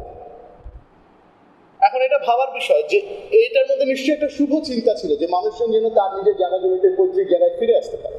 কিন্তু এটা কতটা ভায়াবল? রাষ্ট্র প্রতিষ্ঠিত হয়ে যাওয়ার পরে, বর্ডার এঁকে দেওয়ার ফলে, পরবর্তী 4 বছরের মাথায় পাসপোর্ট চালু করার পরে, সীমান্ত রক্ষী বসানোর পরে আপনি কিভাবে ভাবেন, এবং এইরকম রাইভাল ন্যাশনালিজম চর্চিত হবার পরে আপনি কিভাবে ভাবেন যে মানুষ আবার তার আগের জায়গায় ফিরে আসতে পারবে? কিন্তু ওই শুভচিন্তা আজকে গবেষকরা অত্যন্ত ক্রিটিক্যালি বলেন যে বেঙ্গল বর্ডার হচ্ছে পোরাস বর্ডার। পোরাস মানে তো আপনারা বোঝেন, ছিদ্র, পোরাস বর্ডার। এই ছিদ্র পথে মানুষ খালি যায় আর যায়, পোরাস বর্ডার, এই কথাও বলা হয়। প্রলং পার্টিশন সম্পর্কে এই পোরাস বর্ডারের ঐতিহাসিক ভিত্তি তো ওই ইন্টার ডমিনিয়ন মিটিংয়ে হয়েছিল, যখন কিনা দুই ডমিনিয়ন মিলে ঠিক করেছিল যে তারা বেঙ্গল বর্ডারকে খোলা রাখতে চায়। আমার কথা হচ্ছে এই সবই, এর কিছু কিছু, এই যে বাংলাদেশ থেকে অমুসলিম জনগোষ্ঠী হিন্দুরা পূর্ববঙ্গ থেকে যাচ্ছে, এইটা পূর্ববঙ্গ সম্পর্কে পার্টিশনের প্রধানতম এবং অনেক ক্ষেত্রে একমাত্র প্রক্রিয়া। আপনারা কি আমার কথাটা বুঝতে পারছেন? এমনকি ঘটনাক্রমে আমরা এই ইভেন্টের যে ফেসবুক পেজ, ওখানেও একটা যাওয়ার ছবি দিয়েছি, ঠিক আছে? আমরা যাওয়া দিয়ে, ডিসলোকেশন দিয়ে, হ্যাঁ, এই মানুষজনের ছেড়ে যাওয়া, এই দিয়েই পূর্ববঙ্গের পার্টিশনকে বুঝি। গুরুত্বপূর্ণ। কিংবা আপনি এটার কথাই শুধু না, আপনি বিখ্যাত বিখ্যাত বই আছে, কিংবা আপনি চিত্রা নদীর পাড়ের কাহিনী দেখুন, যাওয়া, সেটাই মূল থিম। কিংবা আপনার বাসবী ফ্রেজার বলে বিশাল এক পার্টিশনের গল্পের অ্যান্থোলজি বের করছে, তার কাভার পেজ নৌকায় করে পূর্ববঙ্গ থেকে মানুষ চলে যাচ্ছে পশ্চিমবঙ্গে, ভারত। এই যাওয়া কোনোভাবেই আমরা অস্বীকার করতে পারি না। পূর্ববঙ্গের বাঙালি মুসলমান হিসেবে আমাদের হাতে যে রক্তের দাগ 47-এ লেগেছিল, সেটাকে আমরা কোনোভাবে অস্বীকার করতে পারি না। সেই দায়কে কোনোভাবে আমরা খাটো করে দেখতে পারি না। কিন্তু ইতিহাস যদি কেবল ওই একটা দিকই দেখে আর অপর দিক না দেখে, সেটা সেই এক চোখামে ইতিহাসের জন্য খুবই বিপজ্জনক। যে কোনো সিঙ্গল স্টোরিরই একটা বড় বিপদ আছে। এই যাওয়ার মধ্যে দিয়ে যদি আপনি কেবল 47-এর পার্টিশনকে দেখেন, তাহলে পূর্ববঙ্গ হয়ে ওঠে সেই আদার, সেই জনপদ, সেই জায়গা, সেই অন্য প্লেস, আদার প্লেস, যেখানে মানুষ থাকতে পারে না। কিন্তু পূর্ববঙ্গ শুধুই ছেড়ে আসা গ্রাম, ফেলে আসা গ্রাম, ফেলে আসা দেশ, ফেলে আসা বাস্তবতা, অবশ্যই। এবং সেইখানে একদম চোখের জল ফেলতে ফেলতে বাপদাদার পৈতৃক জায়গা ছেড়ে মানুষজন চলে গেছে।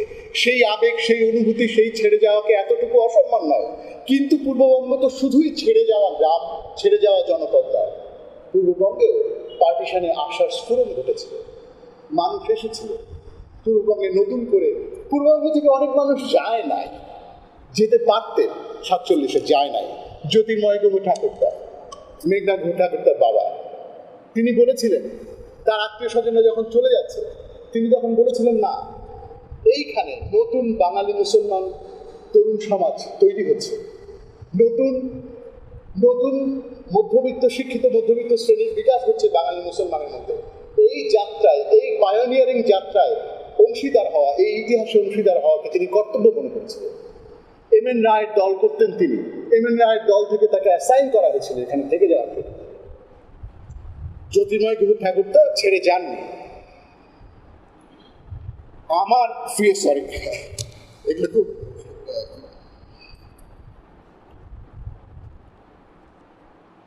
আমার ফিল্ড ওয়ার্কের সময় একজন বলছিলেন যে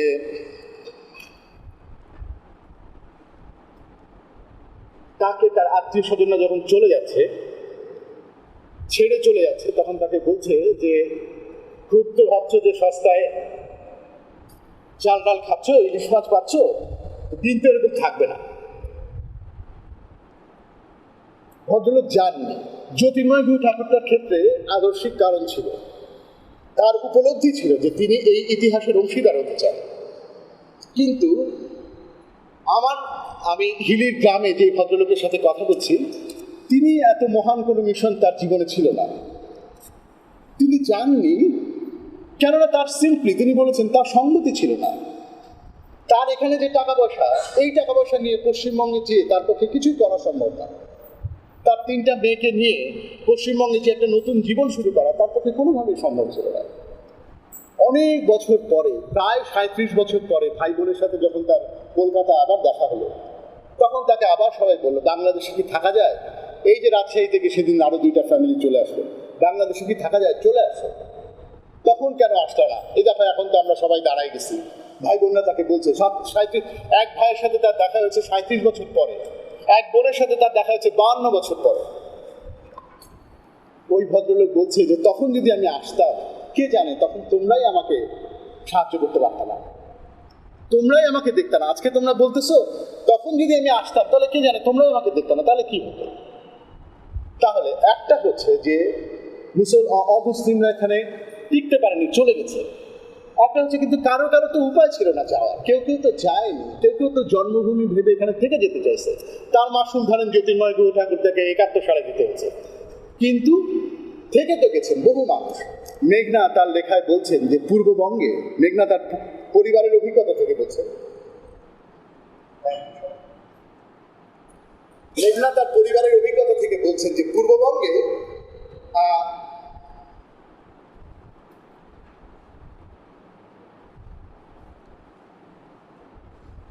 মেঘনা তার অভিজ্ঞতা থেকে বলছেন যে পূর্ববঙ্গে সহিংসতা ঘটেছিল সত্য, কিন্তু সহিংসতার চাইতে অনেক বেশি ছিল সহিংসতার ভয়।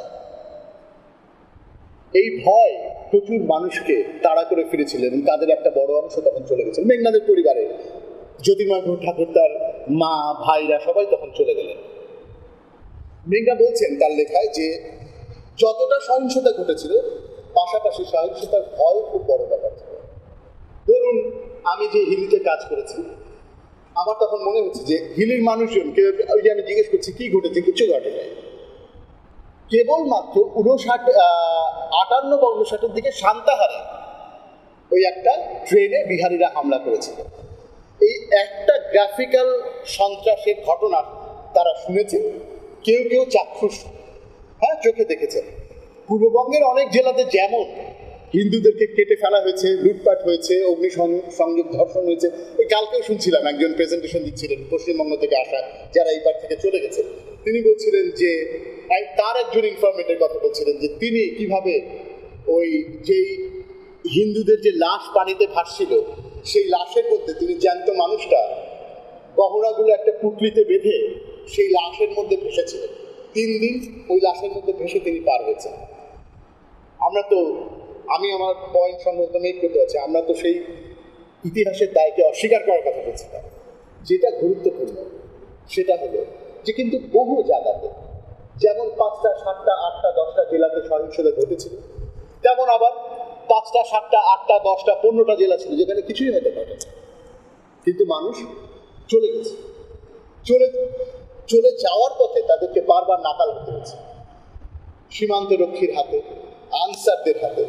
এমন হয়েছে যে আনসাররা ডেকে নিয়ে, যে মানুষটা চলে যাচ্ছে আনসাররা ডেকে নিয়ে ঘেরাও করে, থানা প্রাঙ্গণেই এমন হয়েছে যে থানা প্রাঙ্গণেই লুটপাট করে ছেড়ে দিয়েছে, লুটপাট করে একেবারে নিঃস্ব করে ওপারে পাঠিয়ে দিয়েছে। এমনও ঘটেছে, রেপের ঘটনা ঘটেছে। ছেড়ে চলে যাওয়া মানুষের জনদেরকেও এগুলোর মধ্যে যেতে হয়েছে। কিন্তু আবার আমি মনে করিয়ে দিচ্ছি, বাংলা বলা হয়ে থাকে পার্টিশনের ক্ষেত্রে সবচাইতে কম উপদ্রুত অঞ্চল, তার মধ্যেও এত কিছু ঘটেছে। কিন্তু আমার প্রশ্ন, আমার পয়েন্ট অফ ডিপার্চার হচ্ছে ওইটা যে যদি আপনি শুধু এই ছেড়ে যাওয়া দিয়ে পূর্ববঙ্গকে বোঝেন, যদি আপনি ছেড়ে যাওয়া দিয়ে 47-এর পার্টিশনকে বোঝেন, সেটা একটা খণ্ডিত চিত্রই আপনাকে দেবে। পার্টিশনের আরো নানা দিচ্ছে। গবেষকরা বলেছেন পার্টিশনে মুসলমানদের আত্মপরিচয়ের উদ্বোধন ঘটেছিল। গবেষকরা বলেছেন যে তখন মানুষ ভাবত যে প্রত্যেকটা দিনই একটা ঈদের দিন। তখন মানুষ ভাবত যে পাকিস্তান হচ্ছে কৃষকের কল্পরাজ্য। বিখ্যাত বই আছে পাকিস্তান অ্যাজ প্রেজেন্ট ইউটোপিয়া, আপনারা দেখবেন, আপনাদের মানে নৃবিজ্ঞান বিভাগের সেমিনারে আছে কিনা আমি জানি না, কিংবা আবেদ কামালদের কাজ দেখবেন যে তারা বলছেন যে কিংবা যে এই বইটা পুরস্কার পেল ফিরে দেখা দেশভাগ, যদিও খুব ভালো রেফারেন্সিং না বা কিছু না, কিন্তু ওই যে মানুষের মধ্যে একটা আশা ছিল একটা কিছু হবে, এবং সেই আশা ছিল, সেই আশার তো কারণ ছিল বর্ণ হিন্দু যোদ্ধাদের হাত থেকে বাঙালি কৃষক, পূর্ববঙ্গের সংখ্যাগরিষ্ঠ জনগোষ্ঠী হচ্ছে হতদরিদ্র কৃষক, তাদের না আছে শিক্ষা দীক্ষা, না আছে টাকা পয়সা, জায়গা জমি। তারা ভেবেছিল যে যোদ্ধারা চলে যাবে, হিন্দু যোদ্ধারা চলে যাবে, তাদের একটা অবস্থার বদল হবে। সেটা সত্য হয় নাই। আপনি একদম একটা কমিউনাল জায়গা থেকে মুসলিম লীগকে দায়ী করে বলে দিতে পারেন যে মুসলিম লীগ মিথ্যা কথা বলেছিল। গবেষকরা বলেছেন যে ফলস কনসিয়াসনেস তৈরি করে দিয়েছিল, যেটা কাজ করে নাই। কিন্তু ব্যাপারটা কি এতই সরল? মুসলিম লীগের একা রাতারাতি কি এমন শক্তি ছিল? অন্যভাবে ভাবে, মানুষজন সারা গ্রামে একটা কোনো বন্দুক নাই, একটা বন্দুক ধার করে নিয়ে আসা হয়েছে, ওই একটা বন্দুক দিয়ে মানুষ বর্ডার পার হচ্ছে সারা রাত। মানুষজন বিনা পয়সায় প্যারেড করছে সকাল বিকাল, দেশ রক্ষা করতে হবে, বর্ডার রক্ষা করতে হবে, পাকিস্তান রক্ষা করতে হবে। আপনি এই মানুষের এই অনুভূতিগুলো কি দিয়ে বুঝবেন? একদিকে যেমন মুসলিম লীগ এবং কংগ্রেস তাদের রাজনীতি করেছে, সে সত্য। মুসলিম লীগ পাকিস্তান মুসলিম কৃষকদের স্বরাজ হবে এই আওয়াজ তুলে দিয়েছিল, সেটা সত্য। কিন্তু একই সাথে মানুষজন এভাবেই ভেবেছিল যে পাকিস্তান এরকম হবে, এবং সেটা হয় না। এমন হয়েছে কথায় কথায় বর্ডার এরিয়া তো ভীষণ টেন্স থাকে, ভীষণ, এইদিকে একটা আওয়াজ হলে ওই পার থেকে পাল্টা আওয়াজ ওঠে। ওই পারে কোনো মুসলমান পাড়ায় কোনো নড়াচড়া দেখলে, কোনো একটা আওয়াজ হলে এই পার থেকে মুসলমানরা নারায়ে তকবীর বলে গ্রাম থেকে বর্ডারের দিকে ছুটে যায় রাতের বেলা। যখন ছুটে যায়, একদিন সকালবেলা ওই পারের একজন বড় হিন্দু জমিদার ব্রজের খান মজুমদার এই পারের আনসারের নেতাকে ডেকে বললেন যে আচ্ছা, তোমরা যে এই যে নারায়ণ তকবীর করে স্লোগান দাও, কি আছে তোমাদের? আমাদের সাথে অস্ত্রপাতি আছে, আমাদের সাথে এই আছে সেই আছে, তোমাদের কি আছে? ওই ভদ্রলোক বললেন কি আছে? আচ্ছা ঠিক আছে, আমি আপনাকে প্রমাণ দেবো আমাদের কি আছে। এই ভদ্রলোক তিনি হচ্ছেন আনসারদের সংগঠন। সাইকেল চালায় গ্রামে গ্রামে ঘুরে নির্দিষ্ট তারিখে জমায়েতের ব্যবস্থা করলেন। পুরো বর্ডারের এক পাখা থেকে অনেক দূর পর্যন্ত কয়েক মাইল দূরে মানুষ দাঁড়িয়ে গেল, এবং তারপরে এই আনসারের অর্গানাইজার ওই পারে গিয়ে ব্রজের খান মজুমদারকে ডেকে এনে বললেন, আপনি বলছিলেন আমাদের কি আছে? আমাদের এই আছে। আমি বলতে চাচ্ছি যে পাকিস্তান যেমন মুসলিম লীগের নির্মাণ, পাকিস্তান তো মানুষের মধ্যে তৈরি হচ্ছে, পাকিস্তানের প্রতি ভালোবাসা তৈরি হচ্ছে। এইখানে আমি একটা প্রভোকেটিভ প্রশ্ন আপনাদের জন্য রেখে যাই। পাকিস্তানের শাসকরা, পশ্চিম পাকিস্তানের শাসকরা পূর্ব পাকিস্তানের সাথে অন্যায় করেছিল, সেই শাসকদের প্রতি আমরা বীতশ্রদ্ধ ছিলাম। কিন্তু তার মানে কি এই শাসকের প্রতি বীতশ্রদ্ধ হওয়ার অর্থ কি এই যে পাকিস্তান কনসেপ্টের প্রতি আমরা বীতশ্রদ্ধ ছিলাম? এটা একটা প্রভোকেটিভ প্রশ্ন। আমরা এখন বলি তো আমরা পশ্চিম পাকিস্তানের অত্যাচারের প্রতি বীতশ্রদ্ধ ছিলাম, কিন্তু তার অর্থ কি এই যে আমরা আমাদের মুসলিম আইডেন্টিটিকে ফেলে দিয়েছিলাম? তখন এইখানকার মানুষরা ফেলে দিয়েছিল তখন। এগুলো ভেবে দেখার বিষয়। ঢাকার রাস্তায় যখন শাহবাগে জবাবে হেফাজতের ঘটনা ঘটে, আমাদেরকে আবার ভাবতে হয় গ্লোবাল পলিটিক্যাল ইসলাম ইত্যাদি ইত্যাদি সত্ত্বেও ওগুলোকে একপাশে রাখুন, ওগুলো বৃহৎ জমিনে তো আছেই, রাখুন, কিন্তু তারপরে আপনি হিস্টোরিক্যাল লিগেসির কথা ভাবতেই হবে, এছাড়া আমাদের কোনো পথ নেই। তো তাহলে পার্টিশনের একটা অর্থ যদি হয় ছেড়ে যাওয়া, ফেলে আসা, আর একটা অর্থ তো হচ্ছে যে পার্টিশন হচ্ছে নতুন আশার স্ফুরণ, এবং সেই আশা মোটেই সহজ ছিল না।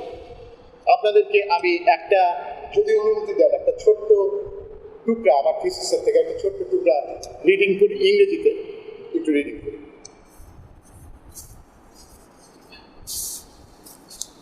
আল্লাহর বাস্তে আমি সেটা রেখে আসছি।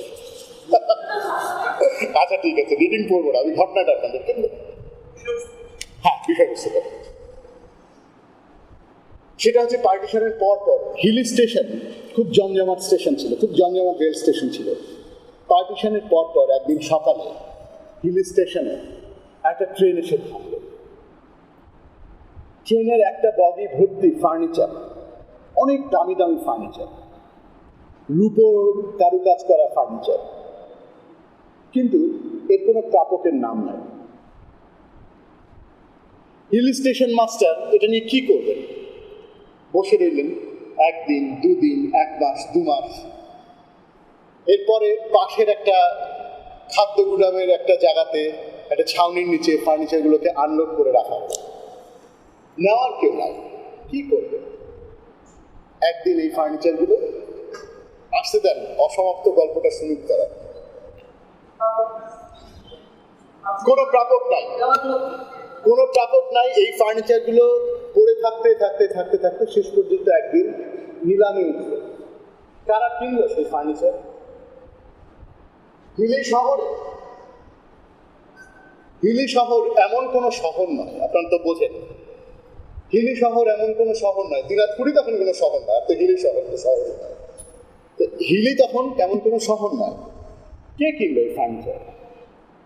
আরো বড় শহর থেকে টাকা পয়সাওয়ালা লোকেরা আসলো, গাড়ি করে নামলো। হিলির লোকেরা তাকায় দেখলো যে এই ফার্নিচার নিলাম হলো এবং চলে গেল। কার ফার্নিচার? কোথা থেকে আসলো? কার কাছে চলে গেল? আপনারা তো সোশ্যাল লাইফ অফ থিং এর ধারণার সাথে পরিচিত। অর্জুন আপনাদের কার ফার্নিচার কার কাছ থেকে কার কাছে গেল? কটা বাজে?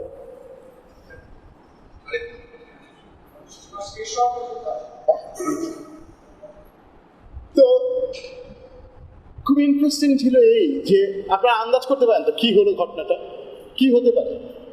এই ফার্নিচারগুলো কার, কোথা থেকে আসলো এই ফার্নিচার?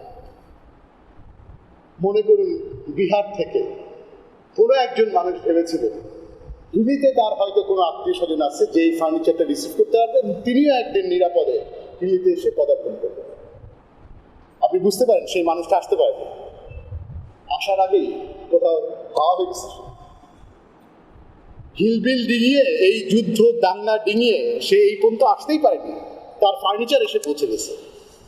হ্যাঁ, এই ফার্নিচার পৌঁছানো না পৌঁছানোতে তার আর তখন কিছু যায় আসে না, তার ভালোবাসার ধন অন্য কারোর কাছে চলে গেছে। এগুলো আমাদের জীবনের অংশ। আমার বাড়িতে ফার্নিচার আছে। আমার বাবা পার্টিশনের প্রিভিলেজ মানুষ। আমার বাবা কলেজে শিক্ষকতা করতেন। তিনি পার্টিশনের পরপর মালদা কলেজ থেকে আসলেন পাবনা এডওয়ার্ড কলেজে। পাবনা এডওয়ার্ড কলেজে আসার 2 বছরের মাথায় তাকে ভাইস প্রিন্সিপালের চার্জ নিতে হলো। কারণ হচ্ছে, মানে তিনি পেলেন, কারণ হচ্ছে সিনিয়র প্রফেসররা ছেড়ে চলে যাচ্ছে। 2 বছরের মাথায় তিনি কলেজের প্রিন্সিপালের দায়িত্ব এবং একটানা 10 বছর ওখানে প্রিন্সিপালগিরি করলেন। তার সিনিয়র হিন্দু কলিগরা ছেড়ে যান যখন, তখন ওই তাদের ফার্নিচার আমার বাসায় এখনো, তার দুটো, একটা রিভলভিং বুকশেলফ আর একটা ইজি চেয়ার এখনো আমার ঢাকার ফ্ল্যাটে আমি রাখার চেষ্টা করি। ইন্টারেস্টিং দেখেন, কার অনুভূতি, কার ভালোবাসার ধন, কার যত্ন করে তৈরি করা জিনিস, কার মায়া মহব্বত কার কাছে এসে জায়গা পেল। এই তো হলো পার্টিশন। গুরুত্বপূর্ণ হচ্ছে যে তাহলে একটা বলছিলাম যে ছেড়ে যাওয়াই শুধু পার্টিশন না, আশাও পার্টিশন।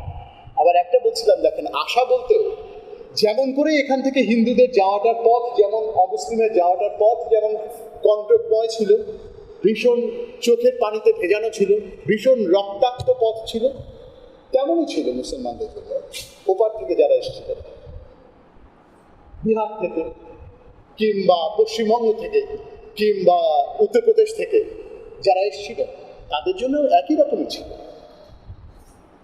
এবং কেউ কেউ 3টা দাঙ্গা সার্ভাইভ করে কলকাতায় যেদিন রাইট হয় বিখ্যাত দ্য গ্রেট ক্যালকাটা, ইংরেজির একটা এক্সপ্রেশন আছে, ইংরেজিতে ক্যালকাটা কিলিং বলে না, বলে the great Calcutta killing.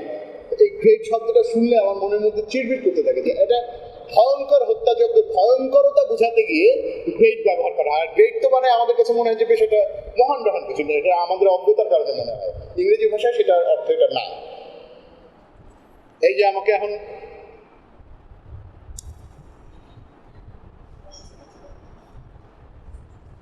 R 30 minute, তারপর 30 মিনিট আলোচনা। আপনারা ভোট দিয়ে এই 30 মিনিটের পুরোটা আমাকে দিয়ে যান।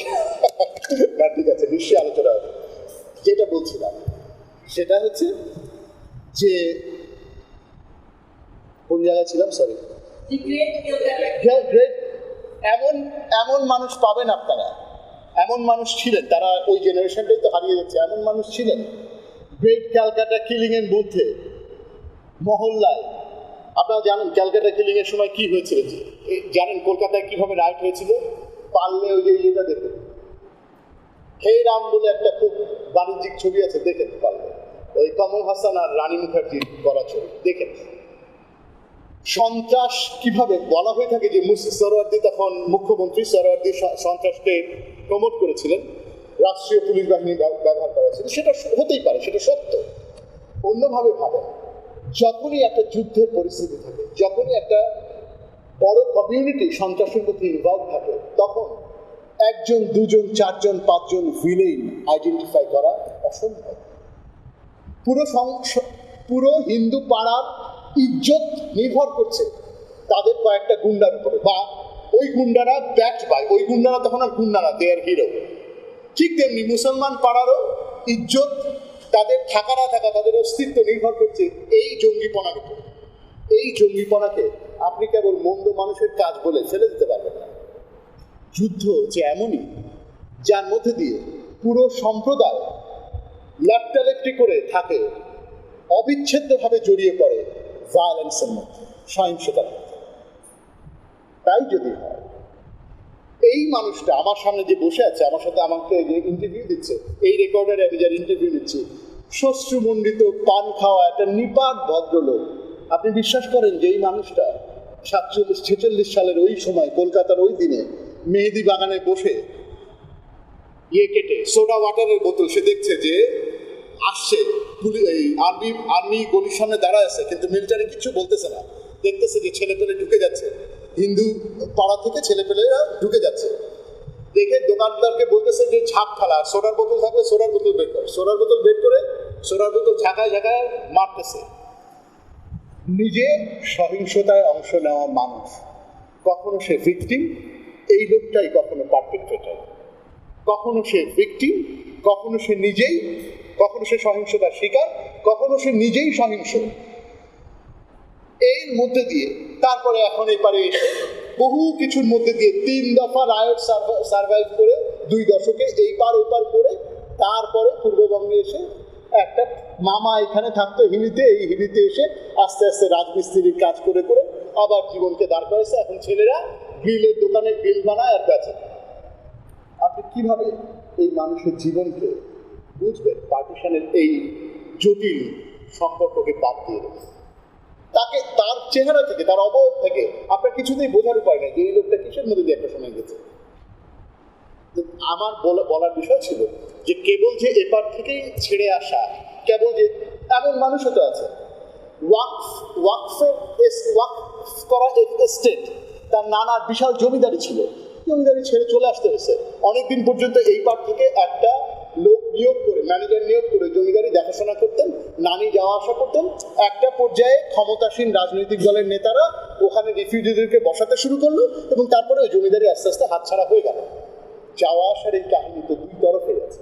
আমরা যতটা এপার থেকে যাওয়ার কাহিনী শুনি, এপারে আসার কাহিনী আমরা শুনি কিনা? যদি না শুনি তাহলে আমরা পার্টিশনকে কিভাবে বুঝবো? এই আশার সাথেই তো মিশে আছে ওই জঙ্গিপনা, যখন মনে হয় যে ধরে হিন্দুগুলো ট্রেনে যাচ্ছে, এগুলোকে দেই কোপায়। এই কোপানোর কথা তখন মনে হয় যখন নিজে আবার ওগুলোর মধ্যে নেসেসারিলি সম্পর্ক করবেন না, নানা কিছুই হয়, ব্যক্তিগত লাভালাভও এর মধ্যে আছে, কিন্তু এগুলো তো আবার এগুলোর সাথে সম্পর্কিত। এপার থেকে যখনই রিফিউজিরা গেছে তখনই ও পাড়ায় ওই পারে হিন্দুরা তখন মুসলমানদেরকে তাড়ানোর জন্য উদ্গ্রীব হয়েছে। যেই পাড়াপড়শিরা এতদিন পাশাপাশি ছিল সেই পাড়াপড়শিরা আর থাকতে পারেনি পাশাপাশি, কারণ এ পাশ থেকে তারা খেয়ে হিন্দুরা যাচ্ছে, ফলে ওপার থেকে মুসলমানদেরকে তখন তাড়ানোর জন্য আস্তে আস্তে ব্যবস্থা হচ্ছে। এই তো হচ্ছে, কোনোভাবেই আপনি পার্টিশনকে কেবল এক পাশ থেকে চলে যাওয়া হিসেবে দেখতে তো পারেন না। এপারে আশা ছিল, সেই আশার মধ্যে আশা ভালোবাসা ছিল, নতুন দেশ তৈরির আশা ছিল। গবেষকরা বলেছেন, দিনা সিদ্দিকীর লেখা দেখবেন, বিহারিদেরকে নিয়ে দিনা সিদ্দিকের লেখা দেখবেন। দিনা সিদ্দিকী তার লেখায় বলছেন যে বিহারিরা তো মনে করেছিল যে এটা একটা নতুন দেশ, এখানে অনেক, আমাকে একজন বলেছে যে জিন্না সাহেব বলছিল যে আমাদেরকে একটা জঙ্গল দিছে, জঙ্গল, আমরা এই জঙ্গলকে মঙ্গল বানাবো। তারা বিশ্বাস করতেন যে এই জঙ্গলকে তারা মঙ্গল বানাবেন। তারা বিশ্বাস করতেন যে একটা ঠুটা পাকিস্তান দিছে, এই ঠুটা পাকিস্তানকে তারা মেরামত করবে, সত্যিকারের পাকিস্তান তারা বানাবে। এবং তারা বলছেন যে, আমাকে একজন বিহারি মহিলা বলছেন যে বাবা, শুরুতে এখানে মানুষ কম ছিল, শিয়াল ঘুরতো, কিন্তু যে কয়টা মানুষ ছিল তাদের মধ্যে ঈমান ছিল। বাপের বাড়ি ছেড়ে যখন এখানে স্বামীর হাত ধরে এখানে আসছিলাম, তখন মনে হচ্ছিল খুব ভালো লাগছিল এই জায়গাটাকে, ভাবছিলাম এখানে থেকে যাবে।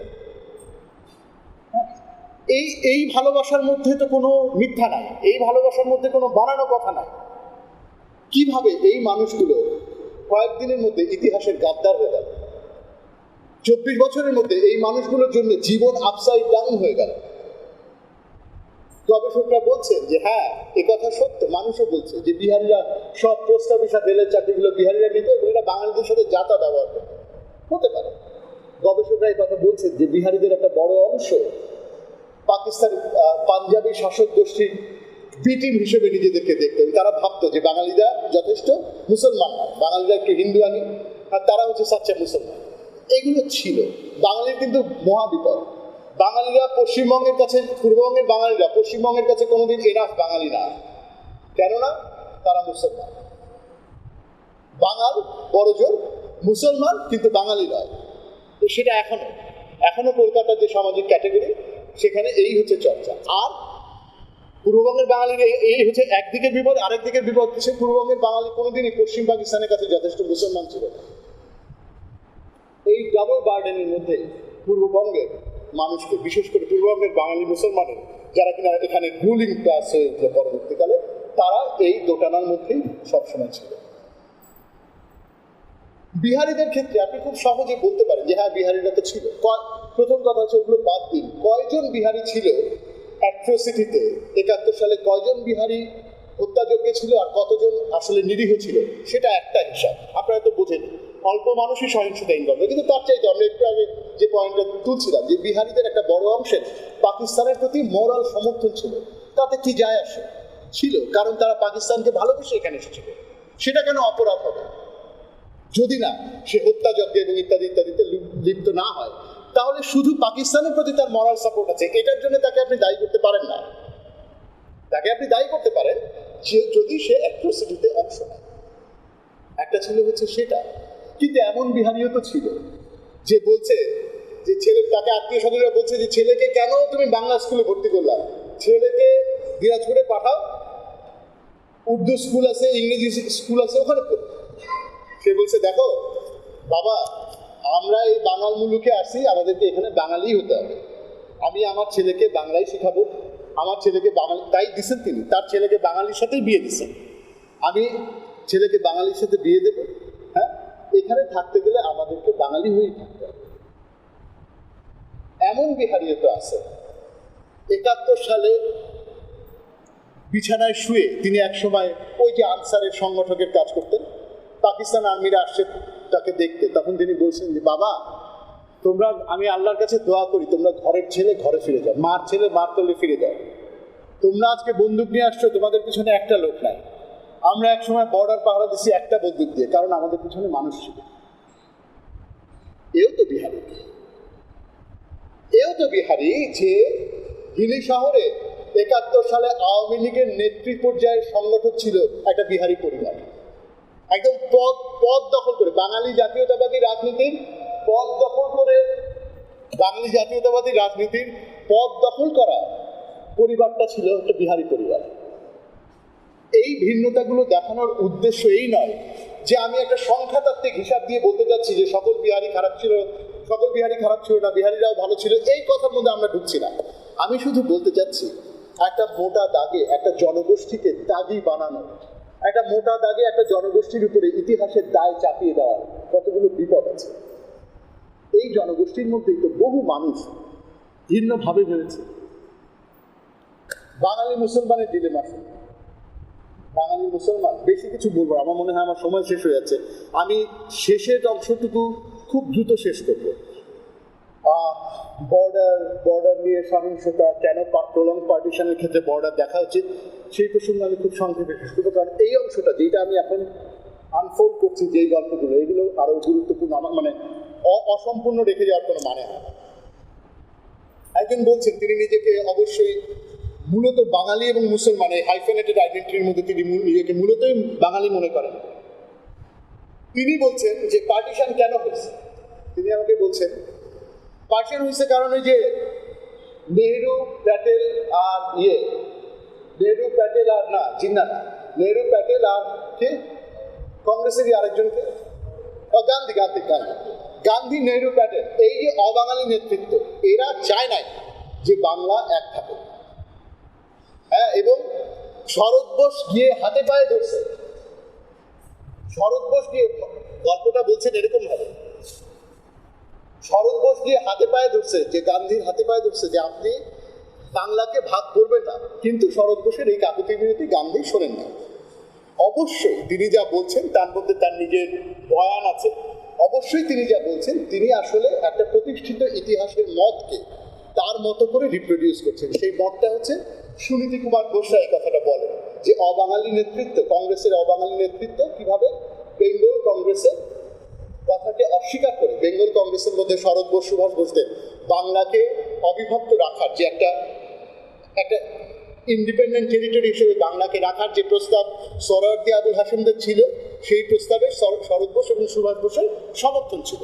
সেটা আগায়নি। কেন আগায়নি? কেননা সুনীতি কুমারদের কথা থেকে যে গান্ধী, নেহরু, প্যাটেল এরা কংগ্রেসের নীতি নির্ধারক হিসেবে বাংলাকে অবিভক্ত রাখতে চায়। এমনকি বাংলাকে ভাঙার ক্ষেত্রে জিন্নারও কোনো মাথা ব্যথা ছিল না। কেন থাকবে? পূর্ববঙ্গ হচ্ছে হাবাতে, পূর্ববঙ্গ হচ্ছে হতদরিদ্র, এখান থেকে নেওয়ার আছেটা কি? পূর্ববঙ্গে মানুষের কোনো টাকা পয়সা নাই, শিক্ষা দীক্ষা নাই, কিছুই নাই। ফলে জিন্নারও পূর্ববঙ্গ নিয়ে কোনো মাথা, জিন্না খুবই ইনডিফারেন্ট জায়গায় ছিলেন একটা পর্যায়ে, হ্যাঁ, যে পূর্ববঙ্গ যার কাছে যাক তাতে তার কিছু যায় আসে। মজার ব্যাপার হচ্ছে কংগ্রেসের নেতৃত্বের কারণে এটা হয় না, এটা হচ্ছে একটা মত। ওই ভদ্রলোক আমাকে ওখানে বসে বসে বলছে, দেখেন, তার মানে তিনি বাঙালি বনাম অবাঙালি ডাইকোটমিটা দেখছেন, যে বাঙালিরা আমরা বিভক্ত হতে চাই নাই, অন্তত বাংলাকে ভাগ করতে চাই নাই, এবং এই অবাঙালি নেতৃত্ব হচ্ছে বদ, এরা আমাদেরকে ভাগ করবে। অন্যদিক থেকে এই তিনি পরের বাক্যে বলছেন, আমি তো দেখি না পার্টিশন না হলে আমাদের কোনো ক্ষতি হতো। দেখেন, প্রথম আমরা কিন্তু হচ্ছে বাঙালি, পরে আমরা কি হচ্ছে দেখেন, আমি তো দেখি না পার্টিশন হলে আমাদের কোনো ক্ষতি হতো। এখানে তখন আমরা ছিলাম কত, 7 কোটি মুসলমান ছিলাম, তার হিসাব হচ্ছে 7 কোটি না, তখন যত ছিল তিনি এটা হিসাব দিচ্ছেন যে কত কোটি ছিলাম। ওখানে এত কোটি মুসলমান, পাকিস্তানে, পশ্চিম পাকিস্তানে এত কোটি মুসলমান, এই মিলে মুসলমানরা আমরা তো ভালোই থাকেন না। তার আরেকটা আমরা বাঙালি মুসলমান ডিলেমা দেখছেন, একই সাথে সে দুটো আমরাকে আপহোল্ড করতেছে। একই সাথে সে বলতেছে যে আমরা বাঙালিরা চাইছিলাম ভাগ না হতে, আর এই অবাঙালিরা এটা করলো। আর পরের পক্ষে সে বলতেছে আমরা যদি ভারতের মধ্যে থাকতাম আমাদের কোনো ক্ষতি তো হতো না। আপনি এই দ্বিবিধ পরিচয়কে একই সাথে আপহোল্ড করা বাঙালি মুসলমান, আরো ইন্টারেস্টিং গল্প আমার সবচাইতে, আমি তো গপ্পবাজ লোক, আমার আরেকটা গল্প হচ্ছে 71 সালে যখন পাকিস্তানের সোলজারদেরকে অ্যারেস্ট করে বালুরঘাট শহর দিয়ে নিয়ে যাওয়া হচ্ছে, তখন পূর্ববঙ্গের রিফিউজিরা ওখানে ছিল। তো রাস্তায় পাকিস্তানি সোলজারদেরকে ঢিল মারতেছে, টিটকারি মারতেছে। এই দেখতে দেখতে আমার এক ইনফরমেন্ট বলছে যে দেখতে দেখতে আমার মাথায় রক্ত চড়ে গেল। দেখেন, তারপর সে ঘুরে আমার দিকে তাকায় বলছে, দেখেন আমরা এদের বিরুদ্ধে যুদ্ধ করছি, কিন্তু আমার ওইটা দেখতে দেখতে মনে হলো তুই ছাড়া এদেরকে মারবি কেন? তার মানে হচ্ছে তুই হিন্দু, তুই মুসলমানকে মারবি কেন? তার মাথায় রক্ত চড়ে গেল। এই ডিলেমা, হাসছেন, এই ডিলেমার মধ্যে আমরা প্রতিদিন বাস করি, হেসেন না। এটা আপনার আমার প্রত্যেকের ডিলেমা। আমরা বাঙালি না আমরা মুসলমান, এই ডিলেমার মধ্যে আমাদের জীবন গেল। সে একই সাথে বলছে যে দেখেন আমরা ওদের বিরুদ্ধে যুদ্ধ করছি, কিন্তু ও যখন এটা করলো আমার মুখ দিয়ে একটা গালি বের হয়ে আসলো, আমি আমার মুখটা চেপে ধরলাম, কারণ আমি যে গালিটা দেই তাতে আমার এখানে একটা হাড্ডিগুটি আসতে থাকবে না, সেটাও সে জানে। হ্যাঁ, আমরা 71-এ ভারতের বিরাট অবদানের কথা আমরা সবসময় বলি না, যেটা সত্য। ভারত অনেক রিফিউজিদেরকে জায়গা দিচ্ছে, এই করছে সেই করছে। শরণার্থী শিবিরে যারা থাকছে তাদের কাছে শুনে আসেন, তারা কি বলে? তারা বলে যে একটা দিন, দেশ স্বাধীনের পরে একটা দিন ওখানে থাকতে চাই, দেশ স্বাধীন হয়েছে মাত্র এই পাশে চলে আসবে।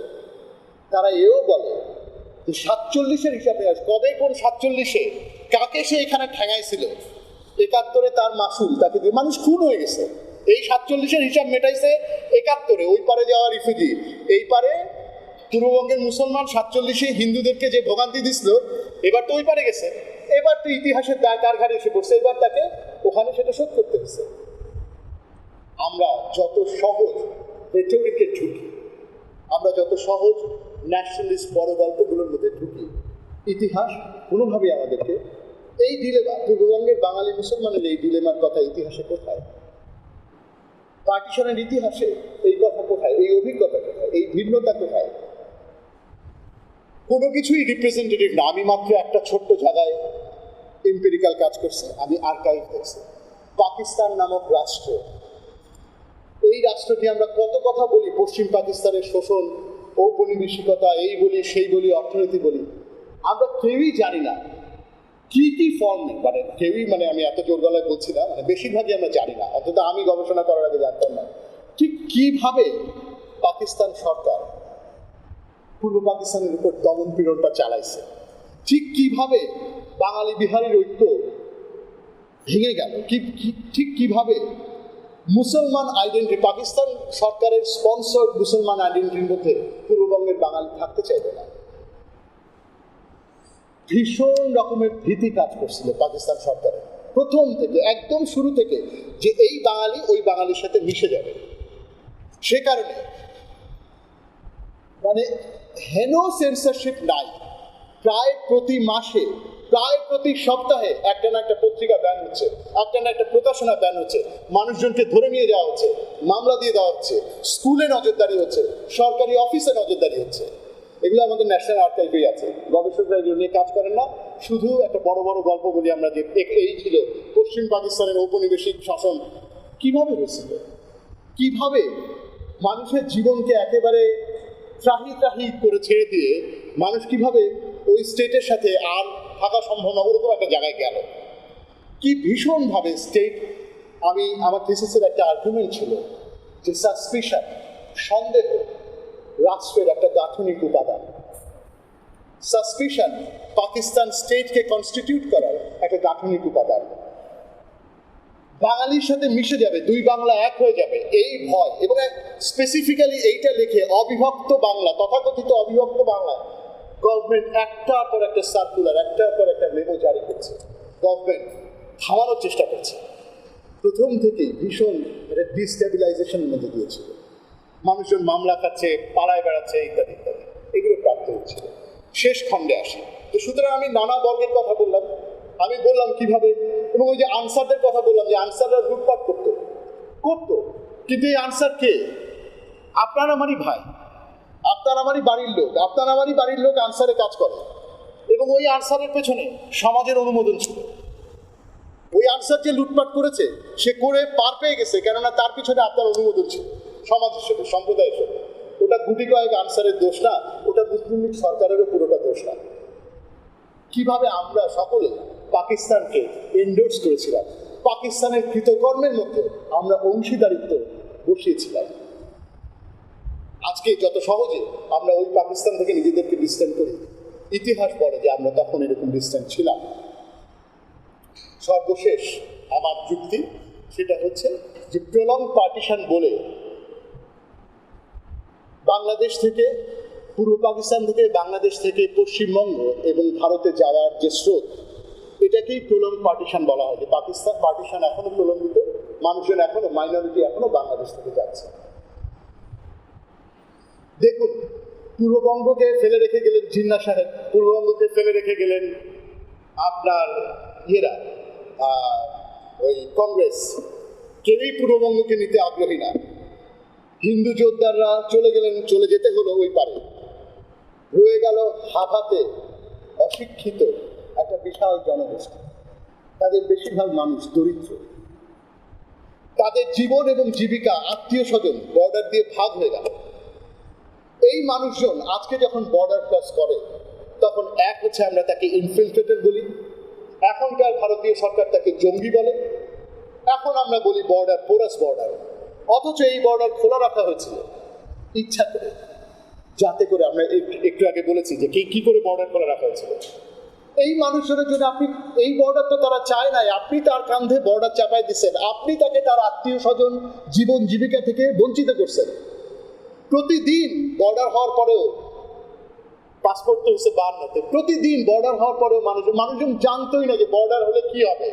বলতে আমাদের বাপদাদারা এত কিছু জানতোই না। আমাদের বাপদাদা ভাবছে আজকে সকালেও যেমন চা খাইছি, চা খেয়ে ট্রেনে উঠছি, বিকালে কলকাতায় নেমে আবার চা খাইছি, আমরা ভাবছি এরকমই থাকবে, এটা বিদেশ হয়ে যাবে, পাসপোর্ট ভিসা লাগবে এখান থেকে কলকাতায়, দিয়ে আমরা কোনোদিন ভাবছি।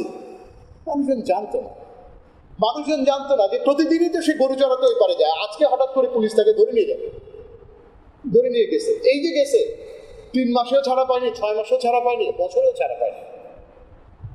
আর ফেলানির কথা আমরা নাই বলি। এর সাথে সাথে গবেষকরা দেখাচ্ছে যে কিভাবে আবার ফেলানিকে নিয়ে যে রিয়াকশন, ভারতে ফেলানিকে যে নিয়ে যে রিয়াকশন, বাংলাদেশে যে রিয়াকশন, ভীষণ রকম ন্যাশনালিস্ট, জিঙ্গোইস্ট, একটা জঙ্গি জাতীয়তাবাদী জায়গা থেকে ফেলানি এত গুরুত্বপূর্ণ হয়ে যায়। প্রতিদিন ফেলানির মতো বহু মানুষ বাংলাদেশে মরে যায়। আমরা কি তা নিয়ে, ফেলানিকে নিয়ে আমরা যত মাতম করছি, আমরা কি সেটা নিয়ে করি?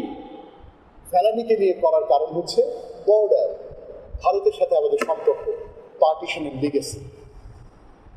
গুরুত্বপূর্ণ হচ্ছে পশ্চিমবঙ্গের ইন্টেলিজেন্সিয়া ফেলানিকে নিয়ে, apart from Kabir Suman, apart from দুই একটা একাডেমিক আর্টিকেল, পশ্চিমবঙ্গের মেজরিটি মিডিয়া ফেলানিকে নিয়ে টু শব্দটাও করে।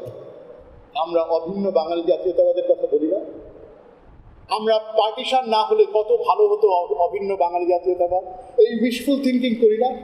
এই উইশফুল থিঙ্কিং এর পিঠে ছুরি মেরে আমাদের অগ্রজ বুদ্ধিবৃত্তিক পশ্চিমবঙ্গের বুদ্ধিবৃত্তিক মহল ফালানি নিয়ে তো কোনো রিয়াকশন করেনি, এক কবির সুমন ছাড়া। সোচ্চার তো কেউ হয়নি। এগুলো হিস্টোরিক্যাল। গতকালকে মানস রায় পশ্চিমবঙ্গের centre for social studies subordinate গ্রুপের অন্যভাবে বলে সাবঅর্ডিনেট গ্রুপের সাথে থাকা স্কলার মানস রায় তার ইয়েতে বলছিলেন যে সন্দীপন চট্টোপাধ্যায়কে জিজ্ঞেস করছিলেন যে দাদা, এই বর্ণ হিন্দুরা যে মুসলমানদেরকে সাফার করলে এই নিয়ে আপনার কোনো গল্প নাই কেন? তো সন্দীপন চট্টোপাধ্যায় অনেকক্ষণ চুপ করে মাথা চুপে ওই অমুকের একটা গল্প বোধহয় আছে। উত্তর তো সেখানে। আমরা ইতিহাসের অতীতের কোন জায়গাটাকে সামনে আনতে চাই, কোন জায়গাটাকে আনতে চাই না। প্রলং পার্টিশন তো এইখান পর্যন্ত।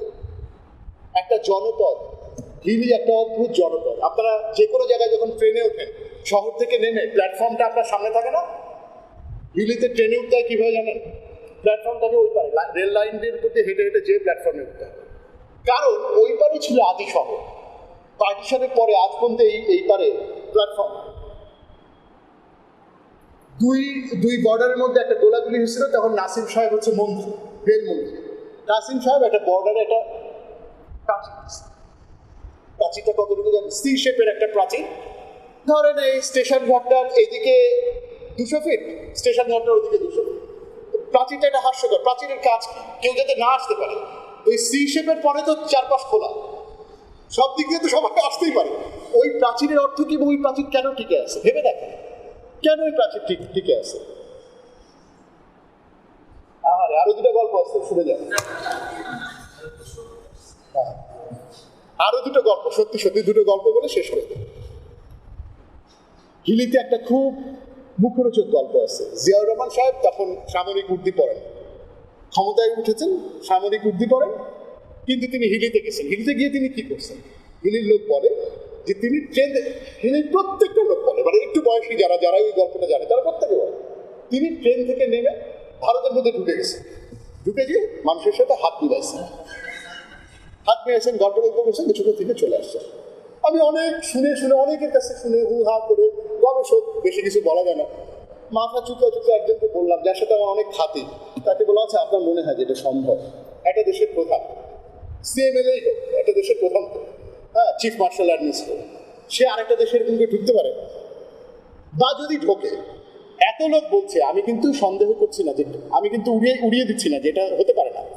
যদি ঢোকে তাহলে জিয়াউর রহমান অবশ্যই সেটা উপমহলে যোগাযোগ করে রাখছেন যে যাবো, একটু টেরিটরিতে একটু ঢুকবো, একটু চলাফেরা করবো। এই শো অফের তো একটা রাজনীতি আছে। বাংলাদেশের মানুষ কি শক্তিশালী বোধ করবে যে তাদের রাষ্ট্রপতি, তাদের প্রেসিডেন্ট ওই পারে গিয়ে হাত মিলায়। আমরা কিভাবে এই গল্পগুলোকে বুঝবো? বর্ডার এরিয়াগুলো স্মাগলিং ছাড়া কোনোভাবে টেকে না। আমরা তো ভাবি যে স্মাগলিং হচ্ছে স্টেটের এগেনস্টে। একটা হচ্ছে স্মাগলিং ছাড়া যে টেকে না, তার প্রমাণ হচ্ছে যেই লোকটা আদ্যপান্ত ভদ্রলোক, যে কোনোদিন ঘুষের টাকাও খাবে না। একটা হচ্ছে যে হিলি শহরে ধরেন স্মাগলিং এর ডাক হয়, গেট আছে, 8টা না কয়টা গেট আছে, ওই গেটগুলোর ডাক, তার মানে রুট, স্মাগলিং এর রুট, ওই রুটের ডাক হয়। সিন্ডিকেট বসে ডাক হয়, মাসে 5 লাখ 3 লাখ, বাজার খারাপ থাকলে 3 লাখ, বাজার ভালো থাকলে 5 লাখ 6 লাখ পর্যন্ত ডাক ওঠে। নিলামে যারা কিনে নেয় তারা পুরো চোরাচালানটা, ওপেন সিক্রেট চলছে এই জিনিস। হ্যাঁ, তত্ত্বাবধায়ক সরকারের আমলে পঙ্কজ সরোজ, ভারতীয় হাইকমিশনার, ওই ভারতের সাথে চাল কেনা নিয়ে একটা, চাল আমদানি করা নিয়ে একটা, বাংলাদেশ তখন চালের দাম বেড়ে গেল, তত্ত্বাবধায়ক সরকার তো না, মানে মিলিটারি গভর্নমেন্ট না। তখন পঙ্কজ সরেন বললেন, যেটা মিডিয়াতে বেশ ফলো করে আসলো, আমি কি আপনাদেরকে না খাওয়া, আমরা নিজেরা না থেকে আপনাদেরকে খাওয়াবো?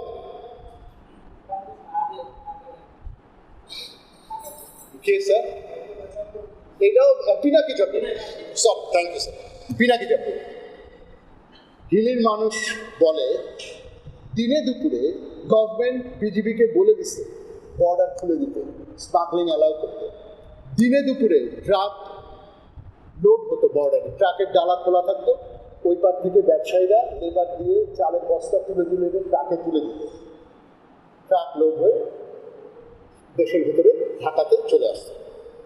আপনারা যে ভাবেন ইলিশের ডিপ্লোমেসি নিয়ে আমরা হাসি রসিকতা করি না, কয়টা ইলিশ সরকারিভাবে যায় আর কয়টা ইলিশ চোরাচালান দিয়ে যায়, কয়টা গরু চোরাচালান দিয়ে আসার, কয়টা গরু এগুলো যদি বুঝতে চাই, পার্টিশনের সাথে ডিসকানেক্টেড কি এগুলো কোনোভাবে?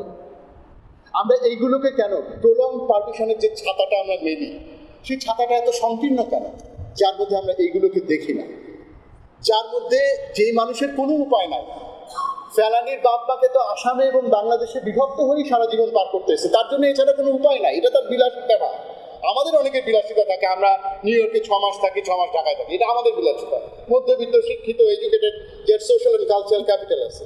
ফেলানির বাবা মার জন্য এটা বিলাসিতা না যে আসামে 6 মাস থাকতে হয়, এখানে 6 মাস থাকতে হয়। যেই মানুষগুলো হিলিতে একটা পেশার লোককে প্রতিদিন বর্ডার পার করে যেতে হয়, কি জানেন? ওই যে ভাঙাড়ির দোকান আছে না, ভাঙাড়ির দোকান, টোকাইতে যায়। হিলি এত ছোট শহর যে হিলি থেকে টোকায় ভাঙাড়ির ব্যবসা চলবে না, তাকে টোকাতে কই যেতে হয়, তাকে টোকাইতে ওই পারে গেলেও চলবে না। ওই পারে হিলিও এখন বড় না, তারা ওখানে যে 7 রুপি দিয়ে বাসে করে বালুরঘাটে নামে, বালুরঘাট বড় শহর, ওখানে টোকায়, ওখান থেকে টোকায় নিয়ে এসে আবার প্রতিদিন বর্ডার ক্রস করে এসে এখানে বাংলাদেশের হিলির ভাঙাড়ির দোকানগুলো এই দিয়ে চলে। আপনি এই প্রাত্যহিকতায় আমরা এদেরকে বলি, গবেষকরা খুব আদর করে এইসবের নাম দেন, এজেন্সি খোঁজেন গবেষকরা, বুঝছেন? গবেষকরা মানুষজনের এজেন্সি খোঁজেন, মানুষজন কত মানে ট্রেবেল, মানুষজন কত সাবভার্সিভ ইত্যাদি ইত্যাদি নানা কিছু। সে যে কত মার্জিনাল, সাবভার্সিভ কথাটা কত রোমান্টিক শোনায়। এই জীবন কি সে চাইছিল? আপনি কি চাইবেন এই জীবন? প্রতিদিন এরকম করে ডিঙায় ডিঙায় যাবেন আর আসবেন। যে জীবনে আমরা মানুষজনকে ফেলে দিলাম, সেই জীবনকে বুঝতে গেলে পার্টিশন ভিন্ন আর কোনো রাস্তা নাই। প্রলং পার্টিশনের ধারণাকে আমরা সেই দিন পর্যন্ত স্ট্রেচ করি না কেন, টেনে আনি না কেন? ধন্যবাদ।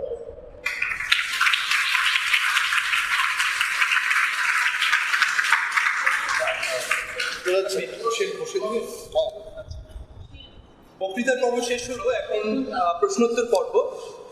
আপনার প্রশ্ন করবেন, সাইড উত্তর দেওয়ার জন্য আরো আছেন 30 মিনিট।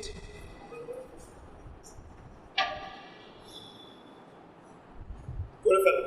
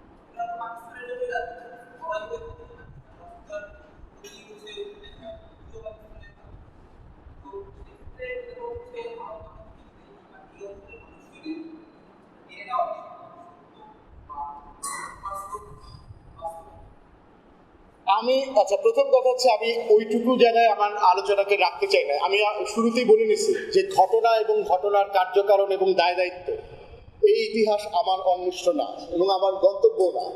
হ্যাঁ, আপনি কি ছিলেন স্যার তখন? স্যার, আমি শুরুতে এটা বলছিলাম যে কে দায়ী নন। হ্যাঁ, ঠিক আছে, কে দায়ী না, কিন্তু আপনার কথার আমি ওইটুকু উত্তর দেবো। সেটা হচ্ছে, ধরেন আমার বড় হওয়ার সময় খুব কুণ্ঠা ছিল যে আমার বাবা কেন মুসলিম লীগ করতেন তার ছাত্র জীবনে। আমার আরো বিষয় ছিল আর একটু বড় হওয়ার পরে, আব্দুর রাজ্জাক, প্রফেসর রাজ্জাক, তিনি কেন মুসলিম লীগ করতেন। এখনকার মুসলিম লীগ আর তখনকার মুসলিম লীগ তো একটা। তখন তো সত্যি সত্যি মুসলিম লীগের মধ্যে দিয়ে আবার হিন্দু যোদ্ধার আধিপত্যের বিরুদ্ধে লড়াই, সেটাও একটা কারো কাছে মুসলিম লীগের অর্থ ছিল। তার মধ্যে থেকে কোথায় কার কি হালুয়া রুটির রাজনীতি ছিল সেটা আলাদা প্রসঙ্গ। কিন্তু মুসলিম লীগ তো এইটাও, যে কারণে পাকিস্তান ইউটোপিয়া হয়ে উঠতে পেরেছিল, যে কারণে কল্পরাজ্য হয়ে উঠতে পেরেছিল, তো সেইটুকু পড়তে হবে।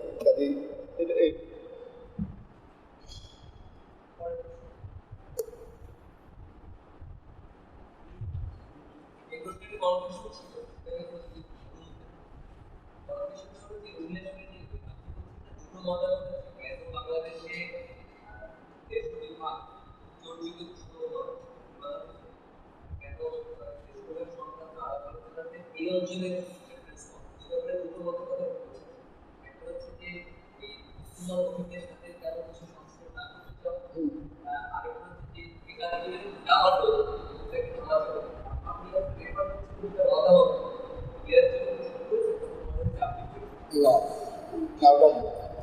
Thank you, Manoj, for clarifying.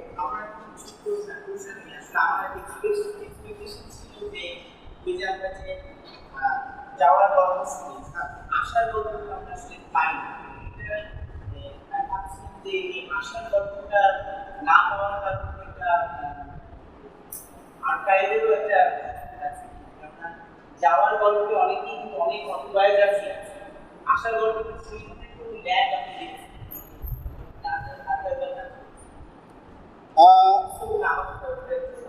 হ্যাঁ, এটা সত্য যে যত বেশি বাঙালি হিন্দুর ক্ষেত্রে শিক্ষা দীক্ষার কারণেই হোক, যত বেশি ধরা যাক ছেড়ে চলে গেছে, তার বাড়িটা দখল হয়ে গেছে, সে ওই পার থেকে পাকিস্তানের পূর্ব পাকিস্তানের গভর্নরকে চিঠি লিখছে যে আমার সৈয়দপুর শহরের অমুক বাড়িটা এই হয়েছে, সেটা আছে। কিন্তু এই পার থেকে যাওয়া মানুষদের, এই পারে আসা মানুষজনদের একই রকম নিয়ে আমরা দেখি।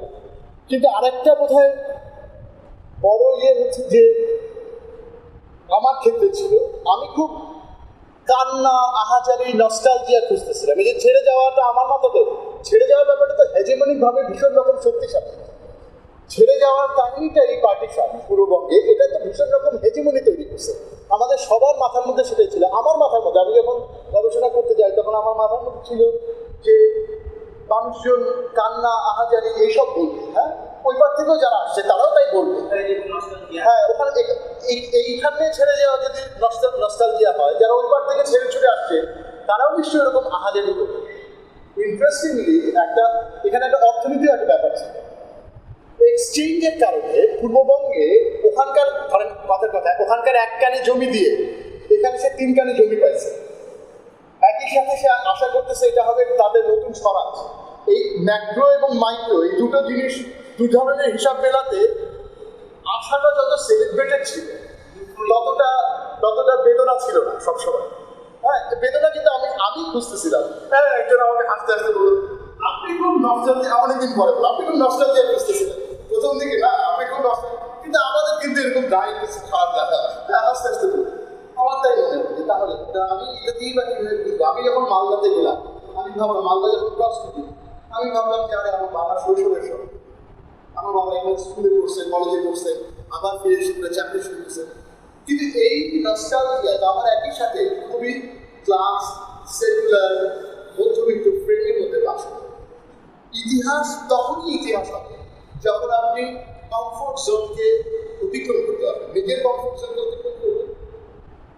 ইতিহাসকে যত বেশি অস্বস্তির মধ্যে না ফেলবে, যত বেশি ইতিহাস হচ্ছে পরস্পর বৈপরীত্যমূলক প্রক্রিয়ার সমাহার, এই যদি না আপনি দেখতে পারেন, তাহলে ইতিহাসের গল্প শেষ পর্যন্ত সিঙ্গল স্টোরি।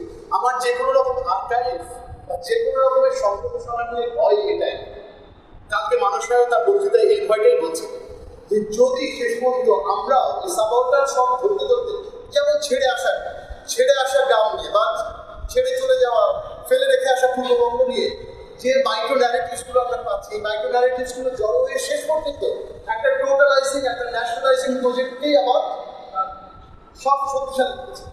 যত বেশি ভিন্ন ধর্মীর স্বর আমরা আনতে পারবো, যত বেশি ডিস্টেবিলাইজ করতে পারবো, যত বেশি ভিন্ন ভিন্ন মানুষের অভিজ্ঞতা, ভিন্ন ভিন্ন ক্যাটাগরির মানুষের অভিজ্ঞতা, একই ক্যাটাগরির মধ্যে বসেও মানুষ কীভাবে তার ক্যাটাগরিকে, সেই ক্যাটাগরিকে ট্রান্সেন্ড করে, সেই অভিজ্ঞতা যদি আমরা না আনতে পারি, তাহলে ইতিহাস কোনো নারী। আমরা যদি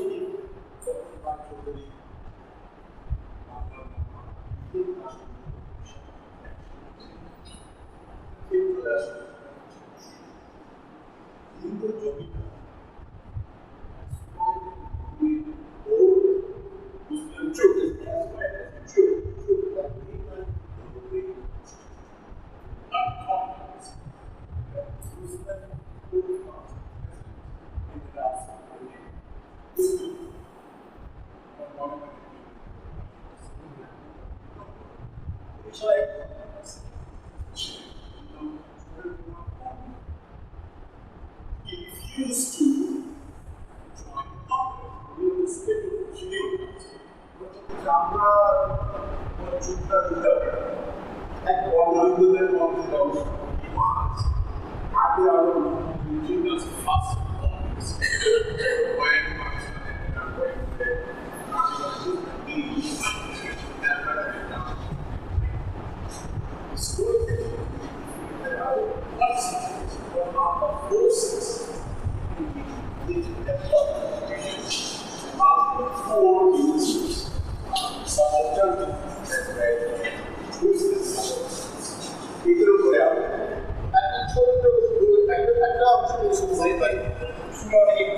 আচ্ছা, ওনার প্রশ্ন ছিল হচ্ছে যে দুজন ইতিহাসবিদের কাছ থেকে উনি বলছেন যে হ্যাঁ আর হচ্ছে একজন ইতিহাসবিদ কাছ থেকে উনি বলছেন যে হ্যাঁ আর হচ্ছে তপন রায় চৌধুরী যে হিন্দু জমিদাররা তো হিন্দু কৃষক এবং মুসলমান কৃষক উভয়কেই শোষণ করেছে। হিন্দু কৃষকরা কেন মানে মুসলমান কৃষকরা কেন তার মধ্যে দিয়ে মুসলিম দিকে গেল। হ্যাঁ, আর আরেকটা ছিল হচ্ছে যে যোগেন্দ্রনাথ মণ্ডল বলে বরিশালে একজনের কথা তিনি বলেছেন যিনি কংগ্রেসে যোগ দেননি এবং তিনি কাদের হোসেন মোহাম্মদ আলী জিন্নাহর প্রথম ল মিনিস্টার ছিলেন।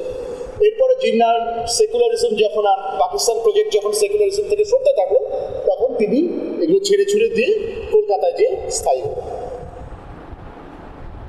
বিশেষ করে পূর্ববঙ্গের ক্ষেত্রে আমার মনে হয় আমার অবজারভেশনটা এই বিশেষ করে পূর্ববঙ্গের ক্ষেত্রে এই ইয়েদের আপনার মুসলিম কৃষকদের ক্ষেত্রে এই উত্তরটা তখন মানে হিন্দু কৃষকদের ক্ষেত্রে পূর্ববঙ্গের ক্ষেত্রে একটা বড় নেগোসিয়েশন হয়েছে। আমি আপনাদেরকে একটা ধারণার সাথে পরিচয় করাই যদি আপনারা ইতিমধ্যে না জেনে থাকেন। প্রক্সি সিটিজেন ধারণাটা ব্যবহার করেন উইলিয়াম ভ্যান স্যান্ডেল। প্রক্সি সিটিজেনের ধারণা এই যে দুটো ডমিনিয়ন ভাগ হয়ে যাওয়ার পরে পার্টিশনের পরে ভারত মনে করবে যে পাকিস্তানে থেকে যাওয়া হিন্দুদের প্রতি অমুসলিমদের প্রতি তার দায়বদ্ধতা আছে, কারণ এরা তার না পাকিস্তান অনুরোধ করে করবে যে ভারতের থেকে যাওয়া মুসলমানদের প্রতি তার দায়বদ্ধতা আছে। এই মনে করা শুধু রাষ্ট্রের মনে করা ছিল না, এখানে কতটুকু প্রতিশ্রুতি ছিল, কতটুকু ভোটাভুটি ছিল। পূর্ব বাংলার মুসলমানেরা পূর্ব বাংলার হিন্দুরা যাতে বাংলা ভাগাভাগিকে সমর্থন করে এই জন্য রীতিমতো তদবির করেছিল কংগ্রেস ভাগাভাগিকে সমর্থন করবেন এবং তারা পূর্ববঙ্গে থেকে যাবে। কি পরিমাণ আত্মত্যাগ স্বীকার করতে হবে পূর্ববঙ্গের মুসলিম হিন্দুদেরকে, তারা এখানে থেকে যাবে এবং তারা ভাগাভাগিকে সমর্থন করবে। এটা মুসলিম আধিপত্যের জায়গা হয়ে যাবে, তারা সেকেন্ডারি হয়ে যাবেন, তারা মাইনরিটি হয়ে যাবেন, কিন্তু তারপরেও তারা ভোট দেবেন ভাগাভাগিকে। বিনিময়ে কংগ্রেস এনশিওর করতে চাচ্ছিল যে একটা ছাতা একটা অটুট হিন্দু মেজরিটি টেরিটরি পশ্চিমবঙ্গে বের করে ছোট, তারা ওইটাও নেগোশিয়েট করছিলেন যে আয়তনে হোক ছোট, জয়জানি কাজ দেখা যায় হোক আয়তনে ছোট, যতটুকু হবে পশ্চিমবঙ্গ একদম ছাতা হিন্দু মেজরিটি হবে, যাতে কোনোদিনই এখানে মুসলমান নেতৃত্ব এসে দেখা সেইটা এনশিওর করার জন্য পশ্চিমবঙ্গের মানুষরা কংগ্রেসের দ্বারা পূর্ববঙ্গের হিন্দুদেরকে এই প্রতিশ্রুতি দিয়েছিল যে তোমাদের দেখভাল, তোমরা বিপদে পড়লে আমরা আছি। এরপরে পশ্চিমবঙ্গ রিফিউজি নিয়ে বিশাল সংকটে পড়লো বছরের পর বছর, কেউ কিন্তু সত্যি করে দেখেনি। পশ্চিমবঙ্গের এই রিফিউজিদেরকে বলা হয় এরা হচ্ছে সেলফ সেটেল রিফিউজি, রাষ্ট্র এদের জন্য কিচ্ছু করে। এরা যে নিজেরটা করে দিতে পেরেছে, জঙ্গল পরিষ্কার করে বস্তি বানায়, নিজেদের লেখাপড়া শিখে নকশাল বাড়ি আন্দোলন করে নানা কিছু করে নিজেদেরকে তাদের প্রতিষ্ঠান করতেছে লেখাপড়া দিয়ে। এই পুরো জিনিসটা তার মানে ছিল হচ্ছে যে পূর্ববঙ্গের হিন্দুরা মার্জিনাল, পূর্ববঙ্গের হিন্দুগুলো পূর্ববঙ্গের কৃষকের বড় অংশ যদিও মুসলমান, পূর্ববঙ্গের কৃষকের একটা হিন্দু, কিন্তু তারা বড় হিন্দুদের একটাই ইন্টারপ্রিটেশন করে যে কংগ্রেসের রাজনীতিতে বড় হিন্দুদের যে তার কাছে তারাও একটা কোনোভাবেই এই সেকুলার নীতিতে ছিল না। হিন্দু মহাসভার মতো করে কংগ্রেসও যে কমিউনালাইজ হয়েছিল পার্টিশনিং ল, সেটা তো নানাভাবে আর এটাই ধরুন মুসলিম লীগে যায় না, কংগ্রেসে ছিল। নীরজ চৌধুরীর কাজ দেখুন আর জারদারি দেখুন, বলবে যে কি করে কংগ্রেস কখনো মুসলমানদেরকে তার রাজনীতিতে একীভূত করার চেষ্টা করে। কংগ্রেস সবসময় বড় হিন্দু দল ছিল, তো এইটা সেকুলার নামটাই ছিল। আজকে এতদিন বাদে নরেন্দ্র মোদীকে আসতে দেখে আমাদের মনে আহা সব গেল, কিন্তু এই গেল তো আসলে ফ্রি পার্টিশন থেকে গেল বা যাচ্ছিল, সেই তখন এইগুলো রেকগনাইজ করারও ব্যাপার আছে। প্রলম্বিত দেশভাগের ব্যাপারে বলতে চাচ্ছিলাম যে পূর্ববঙ্গের যে জন্য রাজনীতি ছিল বেশিরভাগ, কিন্তু সবচেয়ে বড় কথা ছিল কনটেক্সটা ইম্পর্টেন্ট, যে এখানেই জমিদাররা সব হিন্দু ছিল। পশ্চিম পাকিস্তানে সেই সম্পত্তি ছিল, সেখানে জমিদাররা মুসলিম। সুতরাং জমিদারি এবং প্রজা যে অত্যাচার এখানে চূড়ান্ত এইটা কনটেক্সট। আর হচ্ছে যে এখান থেকে যে যাওয়া শুধু এটাতে আমি বলবো না, ঠিক আছে, কিন্তু এই যাওয়া তো শেষ হয় না। আপনি স্ট্যাটিস্টিক্স দেখছিলাম 47 কত সংখ্যায় হিন্দু ছিলেন, এবং এই এখন 2015 যাচ্ছে সংখ্যা তো বাড়ে, মানে দেখা যায় মুসলমানদের জনসংখ্যা বেড়ে বাংলাদেশের জনসংখ্যা আর হিন্দু জনসংখ্যা কমে। বাংলাদেশে এখন অমুসলিম জনগোষ্ঠীর পার্সেন্টেজ কত? আচ্ছা, কিন্তু এই জনসংখ্যা কমে যাওয়া তার মানে একটা সাইলেন্ট মাইগ্রেশন চলছে তো চলছে, কিন্তু কথাটা ইংরেজি। কথাটা হচ্ছে যে এখান থেকে মুসলমানরাও চলে যাচ্ছে, এবং এই যে প্রলম্বিত দেশটাকে এটাও বুঝতে হবে, কারণ সেভেন সিস্টার্সের ডেমোগ্রাফি দেখেন। সেভেন সিস্টার্সে মুসলমানরা কোনো কোনো প্রদেশে প্রায় মেজরিটি, ওদের জন্মগত করে ওখানে ইসলাম করে আদিবাসীদেরকে কর্নার করে ওখানে তারা প্রায় মুসলিম শাসন কায়েম করে চলতেছে। তার মানে এখান থেকে গেছে, তাই তবে এই যে যাওয়াটা এরা কি এদের কি সেই বেতনটা থেকে সেই বেতনটা মানে আমার থিসিসের ষষ্ঠ চ্যাপ্টার, যেটা আমি আসলে এখানে প্রলম্বিত করি না, সেটা ছিল ওই মাইগ্রেশনের কথা নিয়ে, যে এই যেমন আপনার ইয়েদের কাজ, আবু বকরদের কাজ যেমন মাইগ্রেশনের অমুসলিম মাইগ্রেশন নিয়ে দেখায়, আবার তেমনি করে অর্থনৈতিক মাইগ্রেশন কিভাবে ইনফিল্ট্রেশনের বা জঙ্গিতে রূপটায়, অর্থনৈতিক মাইগ্রেশন, অর্থনীতিটা একটা বড় ফ্যাক্টর। এই যে প্রতিদিন যায় এবং প্রতিদিন মানুষ বা যেসব মানুষ দুই পাশে থাকে, মানে ধরেন অনেক সময় বর্ডারে খুন মারা যায় মানুষ, সরকার অস্বীকার করে, বাংলাদেশের সরকার বলে যে এরা কেউ না, আমরা ওই যে আগামমেন্ট যদি ব্যবহার করি, এই এক্সেপশনের ধারণা, এগুলো হচ্ছে যে আপনি কখন আপনার সিটিজেন রাইট স্ট্রিপ অফ করেন তার কাছ থেকে, খুলে নেন তার গা থেকে, সিটিজেন পরিচয় তার গা থেকে খুলে নেন, এবং আপনি বলেন যে আমার কেউ না। এবং আরেকটু হচ্ছে দেশের ভেতরেও কি হতে পারে, পার্বত্য চট্টগ্রামের যে সমস্যা, আমরা কিছুদিন আগে গিয়ে আসলাম, মূল ভূমিকম্প বলা ঠিক না, তার প্রধান কেন্দ্রের থেকে যারা ওখানে গেছে সেটেলার বলা, এটা কিন্তু ভয়ঙ্কর সন্ত্রাসী অবস্থা হয়ে গেল, এবং তাদের এটা তো বিশাল সংকট যে এটা কি কারণ, মানে কিভাবে এটা সমাধান হবে। এখান থেকে বেশিরভাগ মুসলিম কিছু নাই, অর্থনৈতিক কারণে ওখানে গেল। এখন ওই ভূমিতে না থাকার অধিকার আছে নাকি না, দেশকে একটা নাকি না, এবং আদিবাসীদের আবার যে ভূমি সংক্রান্ত যে ধারণা সেই অনুযায়ী, কিন্তু এইটা তো দেশভাগের যে বেদনা কথা আমরা বলছি, দেশের ভেতরে থেকে এই বেদনাকে দেখা নিশ্চয়ই জাতি রাষ্ট্রের সাথে তার প্রান্তিক নাগরিকের সম্পর্ক এবং প্রান্তিকতার সাথে প্রান্তিকতার নানাবিধ স্মারক, সেটা এথনিসিটি হোক আর রেসি হোক আর জেন্ডারই হোক, এই প্রান্তিকতার স্মারক দিয়ে তো আপনি দেশের ভিতরেও নাগরিকরা নানাভাবে প্রান্তিক হয়। আমরা স্পেসিফিক্যালি কথা বলছিলাম দেশভাগের কথা।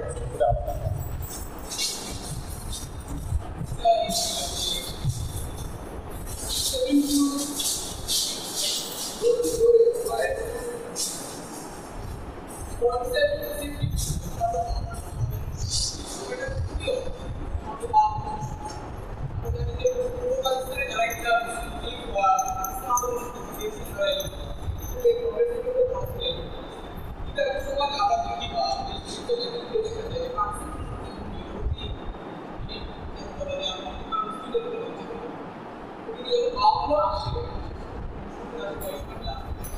popular Western Indian system with body কিন্তু বাংলাদেশে যেটা এই দুইটার একটা বেশ একটা হচ্ছে আমি যদি আরো বিস্তারিত বলতে একটা তো হচ্ছে সত্যি যে বাঙালি বিস্তারিত বলে আপনারা দেখবেন যে জাতীয়তাবাদী ল্যান্ডমার্কসের বাংলা আমাদের অনেক দিন আগে গত বছরে আমার তখন কথা জিজ্ঞেস করে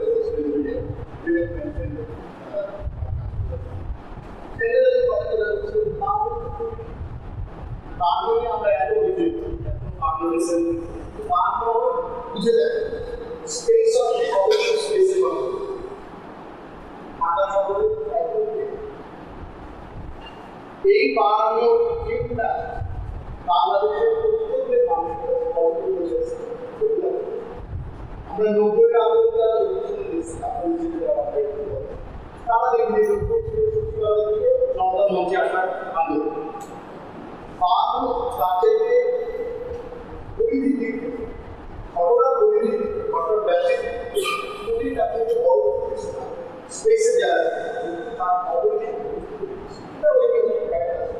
সেটা বাঙালিকে তাদের বাংলা ইত্যাদি জায়গা না কিন্তু যেভাবে আমরা রেটরিকে ন্যাশনাল রেটরিক থেকে বাংলা ছেষট্টি একাত্তরের সর্বদিকটা টানতে একাত্তরকে যেভাবে 47-এ অ্যান্টি দিয়েছে এটা একদম যা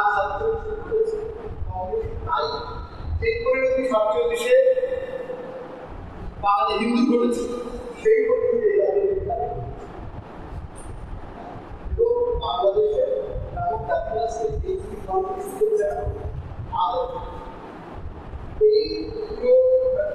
আমরা বাংলাদেশি যত ন্যাশনালিস্ট আমরা সে কারণেই পাকিস্তান পড়াশোনা করতে সে কারণে 47 শিক্ষা একাত্তরে 47-এ হিসাবটা ঠিক করে একাত্তরে গ্রেডে হবে না আমরা আবারও তো এখনো যেটা যত সারাগে কেউ কেন আমি পূর্ব শিক্ষা কাজ করেছিলেন পাকিস্তানের নারীদের তিনি শিখে ইন্দিরা গান্ধী মারা যাওয়ার পরে ভারতের নির্বিচারে কিন্তু ইন্দিরা গান্ধীর অ্যাসিস্ট্যান্ট ছিলেন শিখ ইন্দিরা গান্ধী মারা যাওয়ার পরে ভারতের নির্বিচারে শিখদেরকে হত্যা করা হয়েছে রাস্তায় সেই সময় দাঁড়িয়ে সেই মুহূর্তে দাঁড়িয়ে পূর্ব শিক্ষালয়ের হয়েছে কিন্তু তাই পাকিস্তান যেহেতু বড় হয়েছে পাকিস্তান আমি যখন আমার বিজনেসের কাজ করছিলাম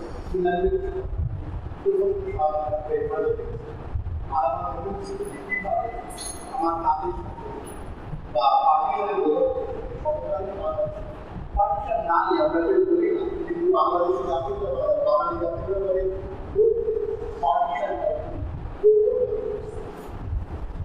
এই হিসাবে কিছুতেই পাকিস্তান তো শুধু জিওগ্রাফিক্যাল কনসেপ্ট নয় পার্টিশন হচ্ছে একটা প্রক্রিয়া দুইটা কে আগে বলবেন মারামারি করে ঠিক করে আরে বলেন আগে দুইজনই একসাথে আমি শুনেছি বসে বসে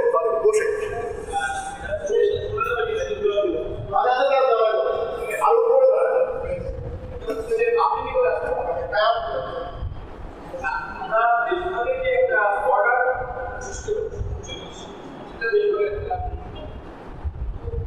আরো চলমান ছিল তখন আমিও বলছি এখনো যাচ্ছে আরো বড় হয়ে গেছে কলকাতা জমিদার ফলে জমিদার জমিদার বেশি গেছে সেগুলো আপনাদেরকে বলা হয় 48-এর বেসরকারি আছে ডিজিটাল বেসরকারি এবং আরো আমাদের 1905-এর বেসরকারি যারা 1905-এর বেসরকারিতে জব করতে চাইল তাদের 48-এর বেসরকারি আমরা চাইল এটা থেকে এই দেশটা দেশের মধ্যে একটা গভর্নমেন্ট রাষ্ট্র তাহলে উৎসিত হয় অবৈধ হিন্দুর জন্য অনিরাপদ এই জায়গাটা সেই কনসেপ্ট থেকে রয়েছে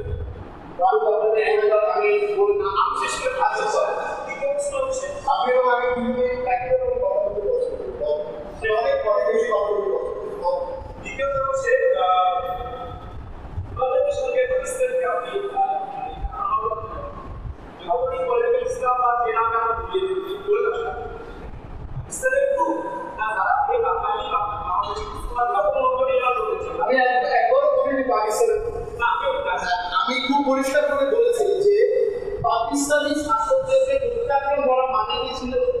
মুসলমান আইডেন্টিটিকে প্রত্যাখ্যান করা, এটা করে বাংলাদেশের মানুষ পাকিস্তানের পশ্চিম পাকিস্তানি সেনাদের বর্বরতাকে ব্যাখ্যা করার সময় বলেছিল এরা কেমন মুসলমান, যারা আমাদের আরো মানুষকে তৈরি করে মানে ধর্মের ডিসকোর্সের মধ্যে বাস করে না পাকিস্তান না তো স্টেট এখানে এসেছে। হ্যাঁ, সুতরাং এর মধ্যে আমি নেসেসারি পাকিস্তানের মধ্যে আমি যেটা বলছিলাম সেটা হচ্ছে ওই অপবিত্র বা বাংলাদেশ হিন্দুদের জন্য অপবিত্র বা ভারত মুসলমানের জন্য আমাদের মুসলমান বাবার দেশের মাটি কম করে জায়গায় এরা করতে পারেন, যদি আমরা দেখলাম পতাকাকে জানানো করে সে পাচ্ছে, ফলে এটা আছে। ইন্টারেস্টিং হচ্ছে সিম্পল গভর্নমেন্ট বলে আপনার বড়রা সুবিধা আছে তিনি human waste WAST waste human waste একটা বাড়ি আমরা সরকারি এরপরে এর মধ্যে এবার এখানে করে থাকে এখানে হ্যাঁ একটা অসমাপ্ত কাজ হয়ে লম্বা বাড়ি শেষ করার পর ওয়েস্ট এটা পরীক্ষা না করে না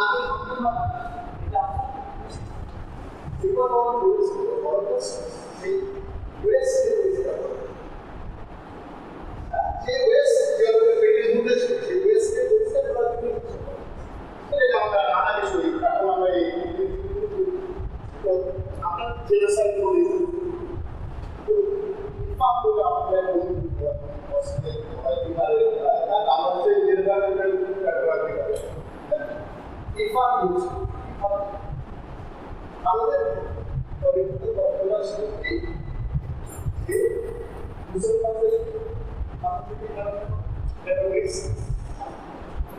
আমি আমার এখান থেকে এই ওয়েস্ট আবার ফিরে ফিরে যায়। এই যে দরিদ্র মানুষরা যাদেরকে একদম ভাবে বের করেছে জীবন জীবিকার জন্য আমার এই মানুষগুলো ওই পরের বছরে আমাদের কথা ওয়েস্ট আবার ফিরে ফিরে আসে এই মডার্নাইজিং এর উপর those colonial state is modernizing শেষ প্রশ্ন আর প্রশ্ন নয় মাত্র প্রশ্ন আলাদা সময়টা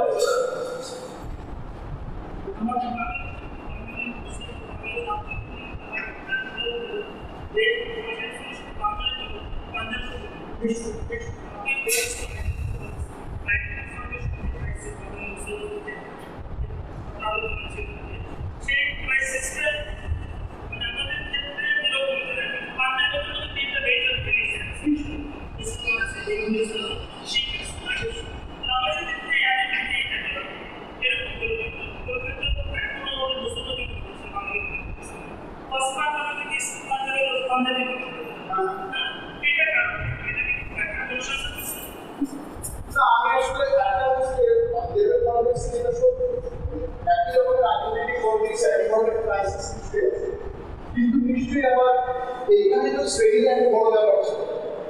এখানে শ্রেণী এভাবে শ্রেণী এবং আপনার ধর্মীয় পরিচয় ইন্টারসেক্ট করে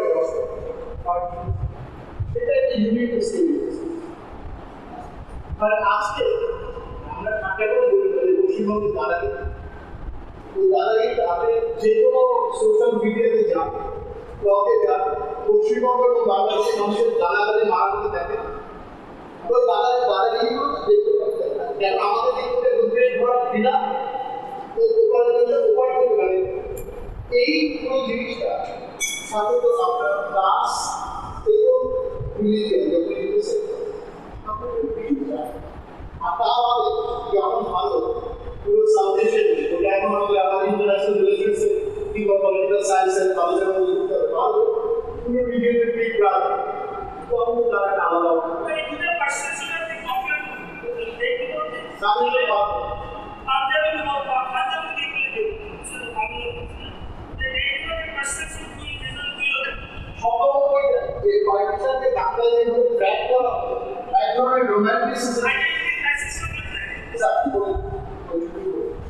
পার্টিশনকে বাংলাদেশে ট্র্যাক করা হয়েছে প্লাস বর্ডার আমরা এটা যদি বর্ডার করে বাংলাদেশ খুব নির্মমভাবে রাষ্ট্রপতি প্রক্রিয়াতে ওই সময় দেওয়ালটা তুলে দেয় ওই আমি তারপরেও 370 যাবতীয় কোয়ালিফিকেশনটা দেখবেন কিভাবে আইডেন্টিটি ক্রাইসিস